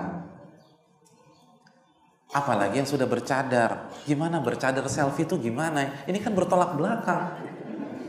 Namanya cadar kan dia sudah nutup semuanya, ngapain selfie lagi? Subhanallah. Jadi udahlah, jangan. Hati-hati loh. Bisa jadi orang terfitnah dengan keanggunan kita berhijab ketika di foto tersebut, lalu dia menghayalkan kita, naudzubillah dia onani karena hal tersebut. Kita nggak tahu. Udah, hati-hati fitnah wanita di sosmed. Jangan pasang lagi. Walaupun kita sudah tertutup, jangan biarkan semua laki-laki bisa lihat kita. Ini yang perlu kita camkan. Lalu hahaha di sosmed dengan lawan jenis, ini penting. Jangan lakukan hal tersebut. Walaupun pas kita hahi, kita lagi cemberut, jangan dilakukan juga, karena orang nggak tahu ekspresi kita. Yang dinilai adalah tulisan kita. Jangan sampai terjatuh ke fitnah wanita. Sa'id bin Musayyib mengatakan, akhafu ma akhaf. Yang paling aku takutkan adalah fitnah wanita. Pada saat itu beliau berusia 80 tahunan dan salah satu mata buta dan yang lain rabun. Bayangkan, buta satu, yang satu rabun. Itu melihat Miss Universe juga nggak cantik tuh. Tapi masih takut dengan wanita. Sampai saking takutnya itu para murid-muridnya bingung. Kata murid-muridnya, ya Syekh, mithluka anta la turidun nisa wa la turiduhun nisa. Orang seperti engkau itu nggak mau dengan wanita, dan wanita juga nggak mau sama engkau. Kan udah kakek-kakek. Tapi kata saya, ya begitulah saya takut sama wanita. Oh, begitulah saya takut dengan wanita. Jadi hati-hati. Ingat, kalau jelas boleh, tapi sekali lagi jangan macam-macam. Walaupun dengan alasan dakwah. Lalu bangunin si akhwat itu jam 3 malam suruh tahajud, jam 2 malam suruh tahajud, jam 3 malam suruh tahajud. Tapi anak istri nggak pernah kita bangunin buat tahajud. Subhanallah. Istri orang Ustaz. Ini kan fitnah sudah. Kalau mau bangun tahajud, anak istri dulu. Ini baru benar. Selanjutnya hadirin dan dirahmati oleh Allah, hati-hati ria terselubung dengan selfie, dengan narsis. Ustadz, tapi kan selfie saya masalah dunia. Hadirin, selfie dalam masalah dunia itu akan mendorong kita untuk selfie dalam beribadah kepada Allah. Dan itu real. Orang yang terbiasa ke sebuah tempat selfie, ke tempat selfie, ketika berada di Lombok dia selfie, ketika di Ancol dia selfie, ketika di Kuala Lumpur selfie, ketika di Abu Dhabi selfie, ketika di Dubai selfie, ketika di Doha selfie, itu nanti di Mekah Madinah selfie juga tuh. Iya, karena sudah menjadi kultur, sudah jadi budaya, sudah habit. Di Masjidil Haram selfie juga. Di Madinah selfie juga tuh. Di Masjid Nabawi, di Raudhah nanti selfie Raudhah. Insyaallah. Hati-hati. Ini fitnah. Lalu nggak usah pasang status lah. Nggak usah pasang status. Madinah 0000 AM. Buat apa? Biar semua tahu antum lagi umroh. Kan nggak usah. Alhamdulillah sudah sampai Mekah dengan selamat. Buat apa tulis status demikian? Biar semua tahu antum lagi di kota suci. Kan nggak perlu. Lalu kalau di Masjidil Haram udah doa kepada Allah, nggak usah selfie-selfian. Karena ini sering kita dapat. Karena itu tadi terbiasa selfie masalah dunia. Akhirnya bayangkan orang lagi sa'i itu masih sempat-sempatnya selfie di sofa Marwah. Ini lagi sa'i nih. Ustaz tunggu dulu Ustaz. Foto cetrek baru jalan lagi. Subhanallah. Kejadian. Bahkan kita berapa kali lagi jalan Masjidil Haram itu kan diminta tolong fotokan. Pak tolong fotokan Pak. Lalu diangkat tangan begitu, subhanallah. Belakangnya Ka'bah. Saya katakan, Pak kebalik Pak. Kalau doa kan menghadap Ka'bah. Kenapa belakangi Ka'bah? Kalau depan kalian nggak kelihatan Pak Ustadz. Kan saya cari background. Kan begitu, subhanallah. Jadi udah nggak ada niat udah pamer udah. Ini mau alasan apa lagi kalau udah begini? Ini udah mau pamer. Makanya cari background yang bagus. Kalau menghadap Ka'bah kan kita foto dari sana nggak kelihatan Ka'bahnya, yang kelihatan pintu keluar. Subhanallah. Ini real. Bertakwalah kepada Allah Subhanahu wa taala. Ini yang perlu kita camkan. Yang lagi puasa sunnah nggak usah cerita di grup. Bagi yang berpuasa selamat berbuka puasa ya. Nggak perlu deh. Biar semua orang tahu. Atau pas nggak perlu kalau kita ingin puasa Senin Kamis nggak usah teriak sahur di grup jam 3:30 pagi. Sahur biar semua orang tahu Anda lagi sahur. Jam 2 malam jangan lupa qiyamul lailah. Nggak usah sebutkan jam 1:30 malam. Kalau mau ingetin jam 5:30 sore tuh ingetin. Jam 7 malam ingetin. Jangan lupa tahajud. Buat apa ingetin orang di grup lagi? Jam 3 malam ingetin tahajud. Jam 2 malam biar semua orang tahu Anda ahli qiyamul lail. Subhanallah. Yang berikutnya,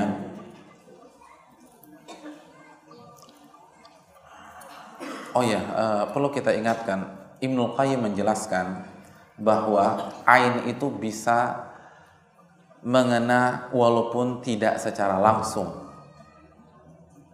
Jadi ain itu bisa menyerang kita walaupun dia itu tidak menatap kita secara langsung, tapi melalui media lain. Tapi itu kan zaman Ibnul Qayyim. Kalau zaman kita sekarang bisa melalui foto. Hati-hati. Kalau kita nggak niat, ya sudah insya Allah Allah jagalah. Atau kita harus foto dengan orang karena mungkin ada maslahat dan seterusnya. Asal bukan kita yang pengen tampil, insya Allah Allah Maha tahu niat kita. Tapi jangan sekali lagi dikit-dikit foto, dikit-dikit selfie, taruh di Facebook kita atau di tweet kita dan seterusnya. Hadirin, bisa jadi kita kena ain.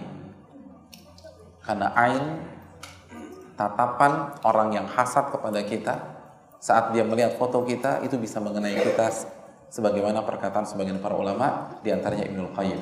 Makanya hati-hati. Jadi yang suka sering taruh selfie-nya di status, mulai siang ini udah tarik-tarikin semua deh. Hapus. Ibu-ibu yang suka masukin foto anak-anaknya, hati-hati. Ini ain.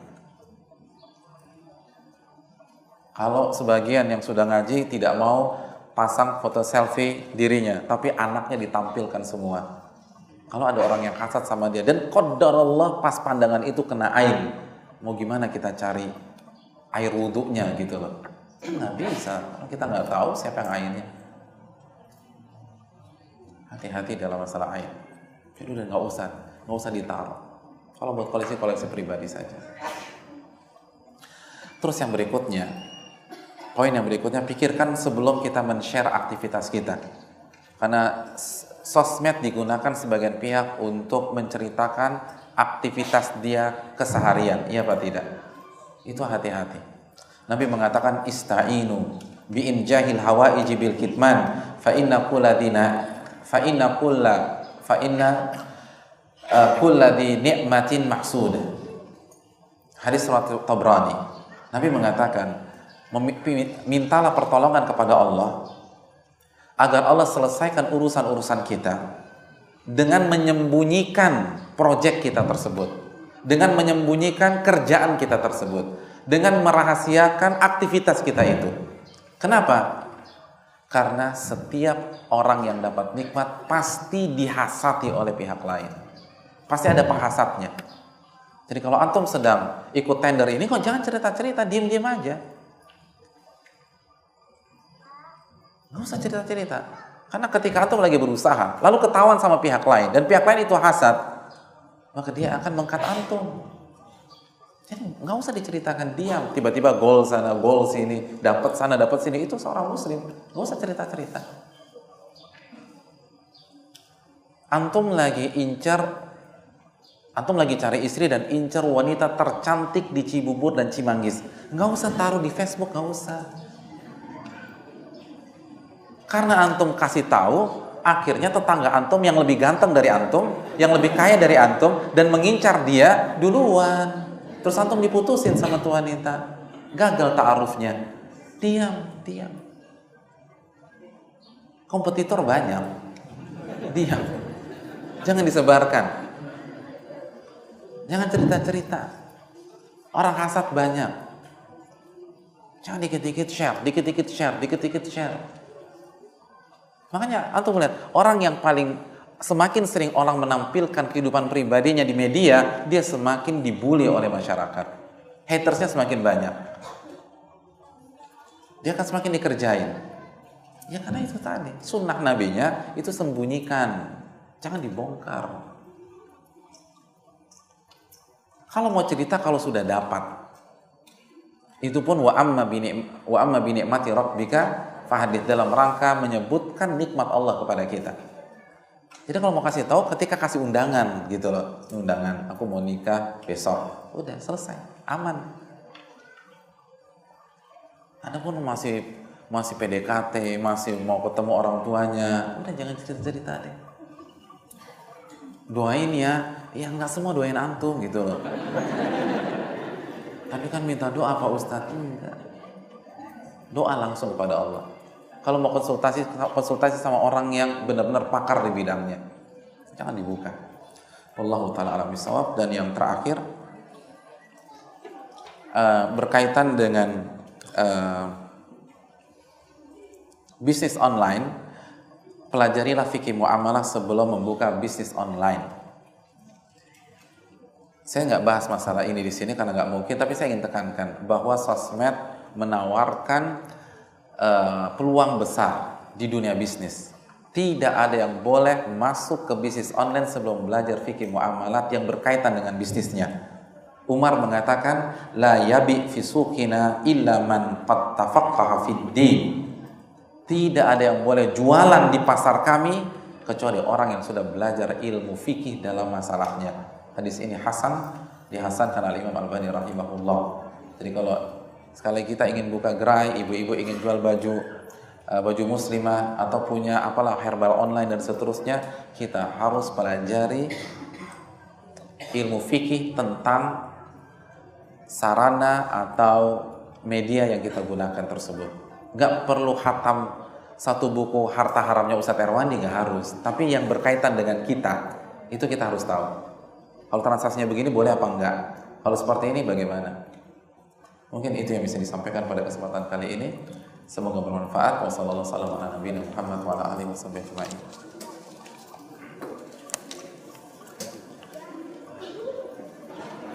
Assalamualaikum warahmatullahi wabarakatuh. Waalaikumsalam warahmatullahi wabarakatuh. Ustaz, saya punya saudara dan alhamdulillah dia pernah membantu saya dan alhamdulillah saya bisa menggantinya. Tetapi setiap ada permasalahan dia selalu mengungkit-ungkit perbuatannya itu. Selama ini saya diam, tetapi aku harus tetap diam atau apa yang harus saya lakukan? Haruskah saya marah dan bagaimana? Karena sudah berulang-ulang dan diucapkan di hadapan orang banyak ataupun di kala sendirian. Terima kasih, jazakallahu khairan. Hadirin yang dirahmati oleh Allah Subhanahu wa taala. Yang pertama, perbuatan dia tidak akan merugikan kita. Walaupun nggak nyaman, tapi ingatlah orientasi kita akhirat. Perbuatan dia itu membahayakan dirinya sendiri.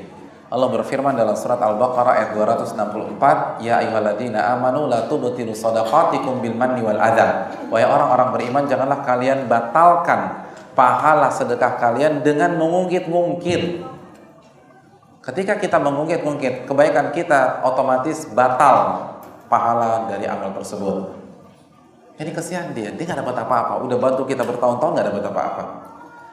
Jadi nggak usah kita khawatir. Kalau kita mau bicara, niat kita untuk menasehati dia dan sayang kepada dia, bukan karena kesal, bukan karena emosi, bukan karena marah. Karena kita nggak dirugikan. Kita boleh marah kalau kita dirugikan. Dan dalam kasus ini kita nggak dirugikan. Tapi kan saya malu Pak Ustadz. Hadirin, orientasi kita dunia atau akhirat? Dunia atau akhirat? Akhirat.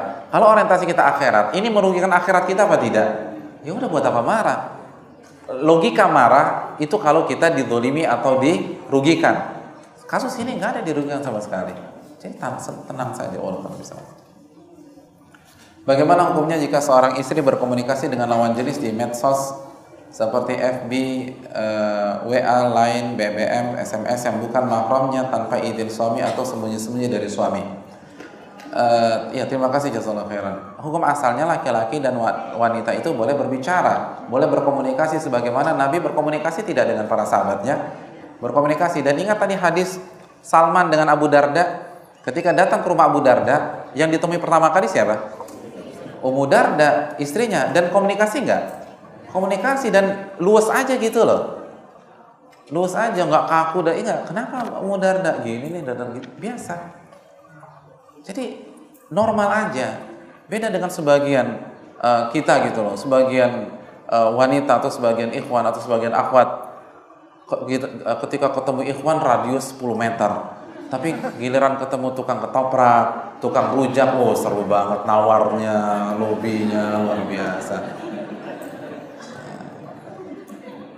Hadirin yang dirahmati oleh Allah Subhanahu wa taala, ini keliru. Jadi hukum asalnya komunikasi itu boleh. Dan tidak harus izin suami kecuali kalau kita tahu suami nggak suka. Kalau kita komunikasi atau kalau nggak suka sama dia. Tapi hukum asalnya tidak ada dalil yang mengatakan harus izin suami selama normal, selama tidak melampaui batas. Atau sembunyi-sembunyi dari suami. Nah, sembunyi-sembunyi ini kan tanda ada masalah.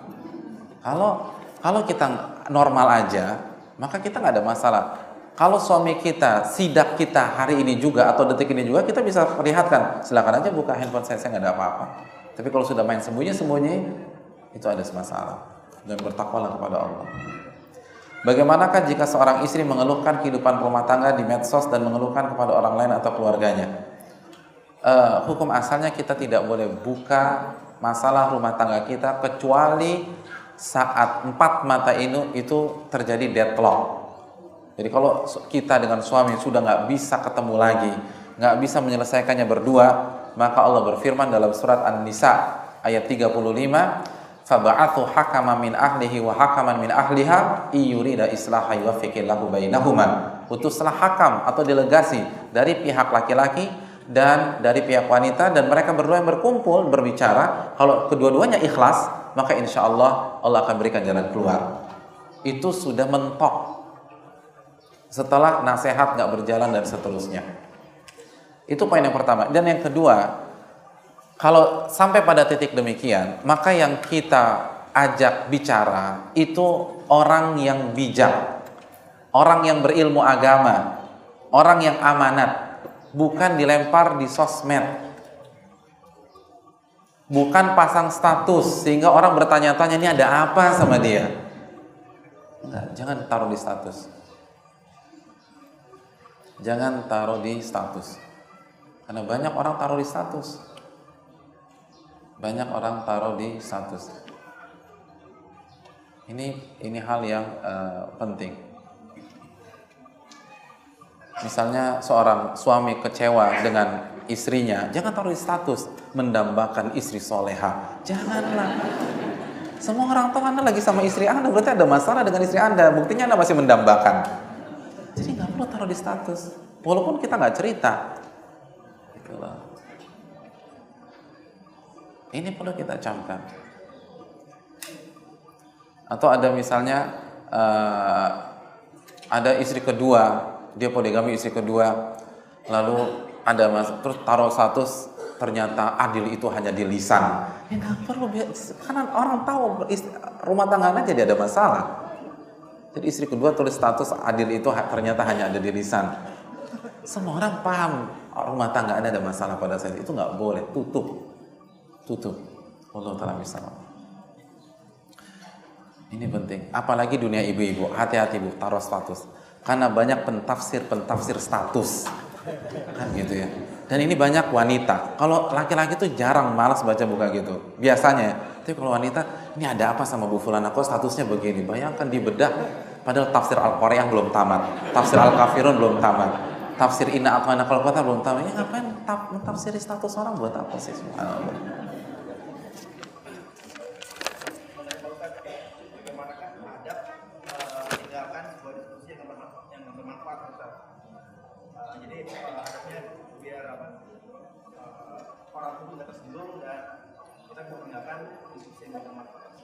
Iya, terima kasih jazakallahu khairan. Sebenarnya itu masalah teknis, dan teknis itu tergantung dengan siapa kita berbicara dan bagaimana kondisinya.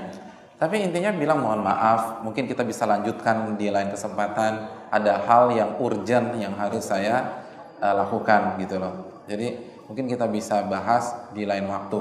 Kan mungkin, bisa mungkin, bisa enggak kan gitu ya. Allah taala bisa. Assalamualaikum warahmatullahi wabarakatuh. Sekarang banyak majelis taklim, banyak yang bikin grup WA atau BB. Kami sebagai pengurus bagaimana bisa sosmed ini bisa membuat kami bisa menulang pahala. Tapi kadang ada perasaan kita kasih kajian supaya kita sholat berjamaah, tetapi anak dan istri kita belum melakukan. Kita kasih kajian kemana-mana, salah satu pun nggak kita lakukan bersama keluarga. Malah anak kita apa sih? Iya, intinya saya paham lah maknanya. Hadirin dan dirahmati oleh Allah Subhanahu wa taala. Allah berfirman, "Atamuruna an-nasa bil birri wa tansawna anfusakum wa antum tatluna al-kitab afala ta'qilun." Dalam surat Al-Baqarah Allah berfirman, bagaimana mungkin kalian mengajak orang-orang berbuat baik dan kalian melupakan diri kalian, padahal kalian baca Al-Qur'an, baca Alkitab. Tidakkah kalian berpikir dan tidakkah kalian berakal?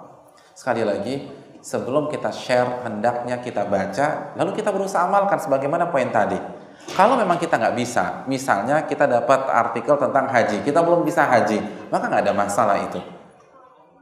Tapi yang jadi masalah adalah kita bisa lakukan, tapi kita lalai karena hanya sibuk men-share sana dan men-share sini. Jangan seperti lilin, kita sinari ruangan, tapi diri kita hancur dan terbakar. Na'udzubillah. Tapi kalau kita sudah berusaha mendakwai suami dan anak-anak, suami belum dapat hidayah, maka nggak ada masalah. Saya ingin tanya, hadirin, ini kan pertanyaannya ibu-ibu nih. Berarti saya nanya ke ibu-ibu sekalian. Menurut ibu-ibu, Nabi Nuh dan Nabi Lut mendakwahi wanita di masanya apa enggak? Hah? Pertanyaan saya yang kedua, bagaimana kondisi istri dari dua nabi tersebut? Hah? Ya udah selesai itu. Itu jawabannya. Selama kita sudah berusaha mendakwahi keluarga kita, tapi belum dapat hasil, nggak ada masalah mendakwahi keluarga orang lain. Allah ta'ala misal.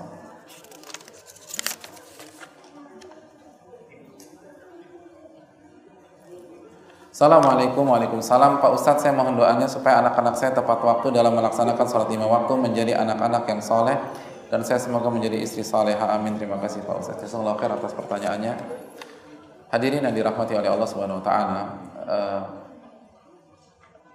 Hudzaifah bin Yaman ketika dimintai doa oleh seseorang, beliau mengatakan, lastu bi nabi. Saya bukan nabi. Kalau mau minta doa ke nabi saja. Saya hanya orang yang banyak dosa. Dan belum tentu dosa saya diterima oleh Allah Subhanahu wa taala. Itu Hudzaifah bin Yaman. Apalagi seseorang yang sedang berbicara di hadapan jemaah sekalian. Bisa jadi yang meminta ini doanya lebih diijabah oleh Allah, lebih bertakwa di hadapan Allah Subhanahu wa taala. Namun sebagaimana perintah Allah kepada sesama muslim, wa ta'awanu 'alal birri wat taqwa, saling tolong menolonglah kalian di atas kebaikan dan ketakwaan. Dan beliau meminta tolong, maka nas'alullah al-azim an yuwaffiqaha wa jami'a ahliha lima yuhibbu wa yarda. Amin ya rabbal alamin.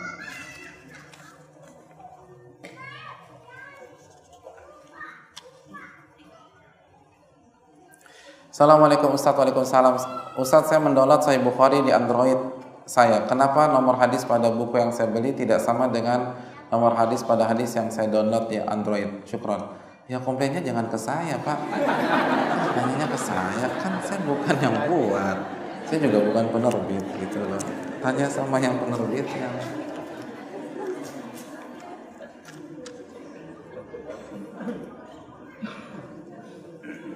Assalamualaikum Ustaz. Waalaikumsalam. Saya dan istri bekerja. Kalau di rumah saya sama istri suka ngomongin kebaikan dan keburukan atasan.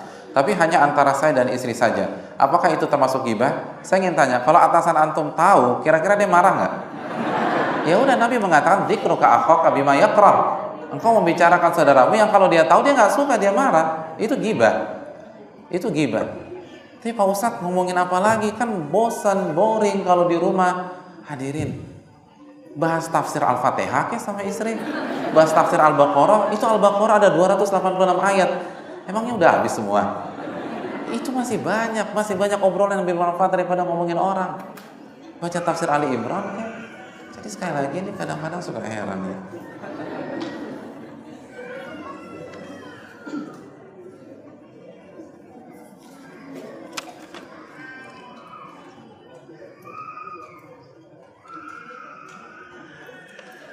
Ustadz, bagaimana menasihati anak yang baru balik dan sering berkata kasar dan agak tinggi pada ayah ibunya, padahal ayah ibunya tidak mencontohkan demikian? Terima kasih. Jazakallah. Pertama, perbanyak istighfar kepada Allah, karena ini gara-gara kesalahan kita. Hasan Al-Basri mengatakan, jika anak Anda bermasalah, ketahuilah yang Allah incar adalah Anda. Yang Allah incar adalah Anda, tapi melalui anak Anda. Itu karena kesalahan kita. Evaluasi. Khususnya evaluasi dalam mendidik anak. Oke, kita nggak ajarkan anak-anak kita berkata kasar, tapi pertanyaannya, kita perhatikan nggak dengan anak siapa anak kita bergaul? Terus perhatikan nggak tayangan-tayangan apa yang boleh ditonton oleh anak-anak kita? Sekali lagi, banyak orang tua yang tidak selektif dalam memilih tayangan kepada anak dan tidak mengontrol dengan siapa anak itu bergaul, dan akhirnya belajar kata-kata kasar itu dengan mereka. Wallahu ta'ala a'lam.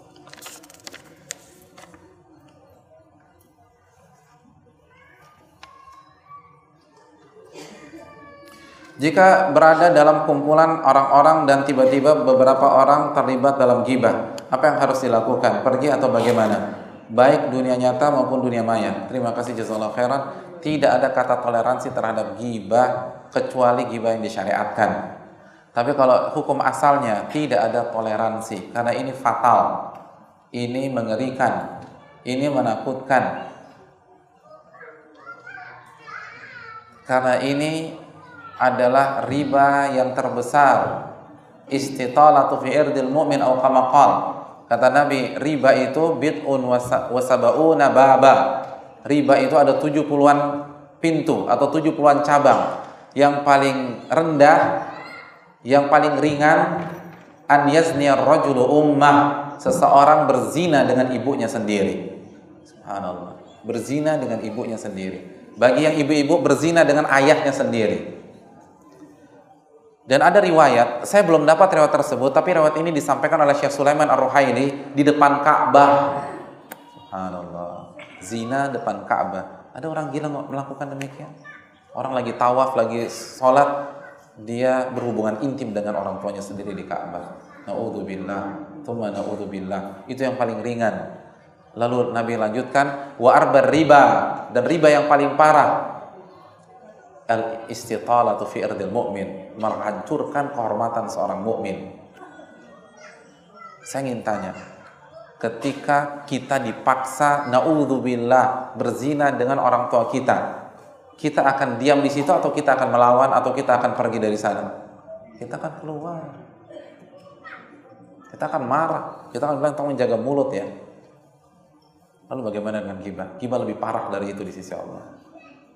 Ini bukan toleransi, ini fatal, ini mengerikan. Jadi harus tegas. Masalah ghibah harus tegas. Apalagi kita sudah belajar agama, apalagi kita dosa-dosa kita banyak. Jangan ditambah dengan masalah ini. Dan bagi yang sudah berghibah, taubat kepada Allah Subhanahu wa taala. Dan kalau orang itu tidak tahu, jangan diberitahu. Jadi kalau orang itu tidak tahu, jangan diberitahu. Nggak usah antum datangi rumahnya terus antum bilang, mohon maaf Pak, sebenarnya saya loh yang mengibahi Bapak semenjak 15 tahun ini. Jangan cerita. Oh, jadi antum yang ngibahi saya 15 tahun. Nggak usah cerita. Tapi ada hal yang harus antum lakukan. Yang pertama, antum doakan dia. Antum doakan dia. Yang kedua, antum putihkan nama baiknya di majelis-majelis gibah antum. Jadi kalau di Cibubur dan Cimanggis antum punya 6 majelis gibah waktu belum tobat. Jadi ada 6 tempat nongkrong. Kalau nongkrong pasti ngomongin sana, ngomongin sini.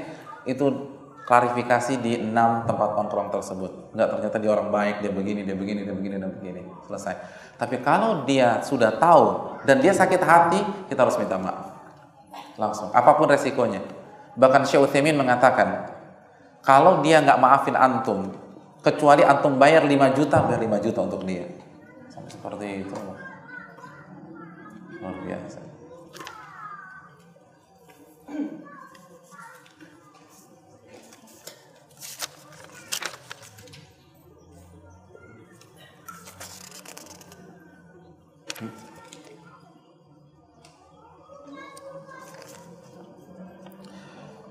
Ustadz, bagaimana kalau kita mengundang melalui telepon saja, bolehkah? Jazakallahu khairan. Iya, terima kasih, jazakallahu khairan. Sekali lagi, pertama kita nggak pernah mengharamkan, tetapi Allah berfirman, kalau berkomunikasi gunakan bahasa yang terbaik, gaya komunikasi yang terbaik, dan setiap bidang ada gaya komunikasi terbaik, termasuk mengundang. Nah, hadirin yang dirahmati oleh Allah Subhanahu Wa Taala. Jadi ini yang harus kita tekankan. Untuk mengharamkan insya Allah enggak sampai ke derajat haram. Tetapi kita kan berusaha mengamalkan surat Al-Isra ayat 53 di atas. Itu poin yang pertama. Poin yang kedua, tapi kalau kita nggak bisa, mungkin kartu undangan mahal dan seterusnya, maka insya Allah nggak ada masalah via telepon. Tapi kita wanti-wanti, mohon maaf sekali lagi nggak bisa kasih kartu undangan karena beberapa faktor yang nggak mungkin disebutkan. Tapi saya berharap antum bisa datang ke acara saya dan seterusnya. Jadi itu yang perlu kita camkan bersama-sama. Saya rasa cukup ya. Semoga bermanfaat khususnya bagi yang berbicara, dan kita lebih hati-hati lagi menggunakan sosmed karena ini pedang bermata dua, bisa membuat kita meraih pahala di sisi Allah. Setiap artikel yang dibaca oleh seseorang, muatan dakwah firman Allah dan hadis Nabi yang kita berikan, insya Allah menjadi tabungan kita di akhirat. Tapi kalau kita salah dalam menggunakannya, justru kita akan menabung untuk neraka kita di akhirat. Na'udzubillah. Ini yang bisa disampaikan. Subhanaka wa bihamdika, asyhadu an la ilaha illa anta, astaghfiruka wa atubu ilaik. Assalamualaikum warahmatullahi wabarakatuh.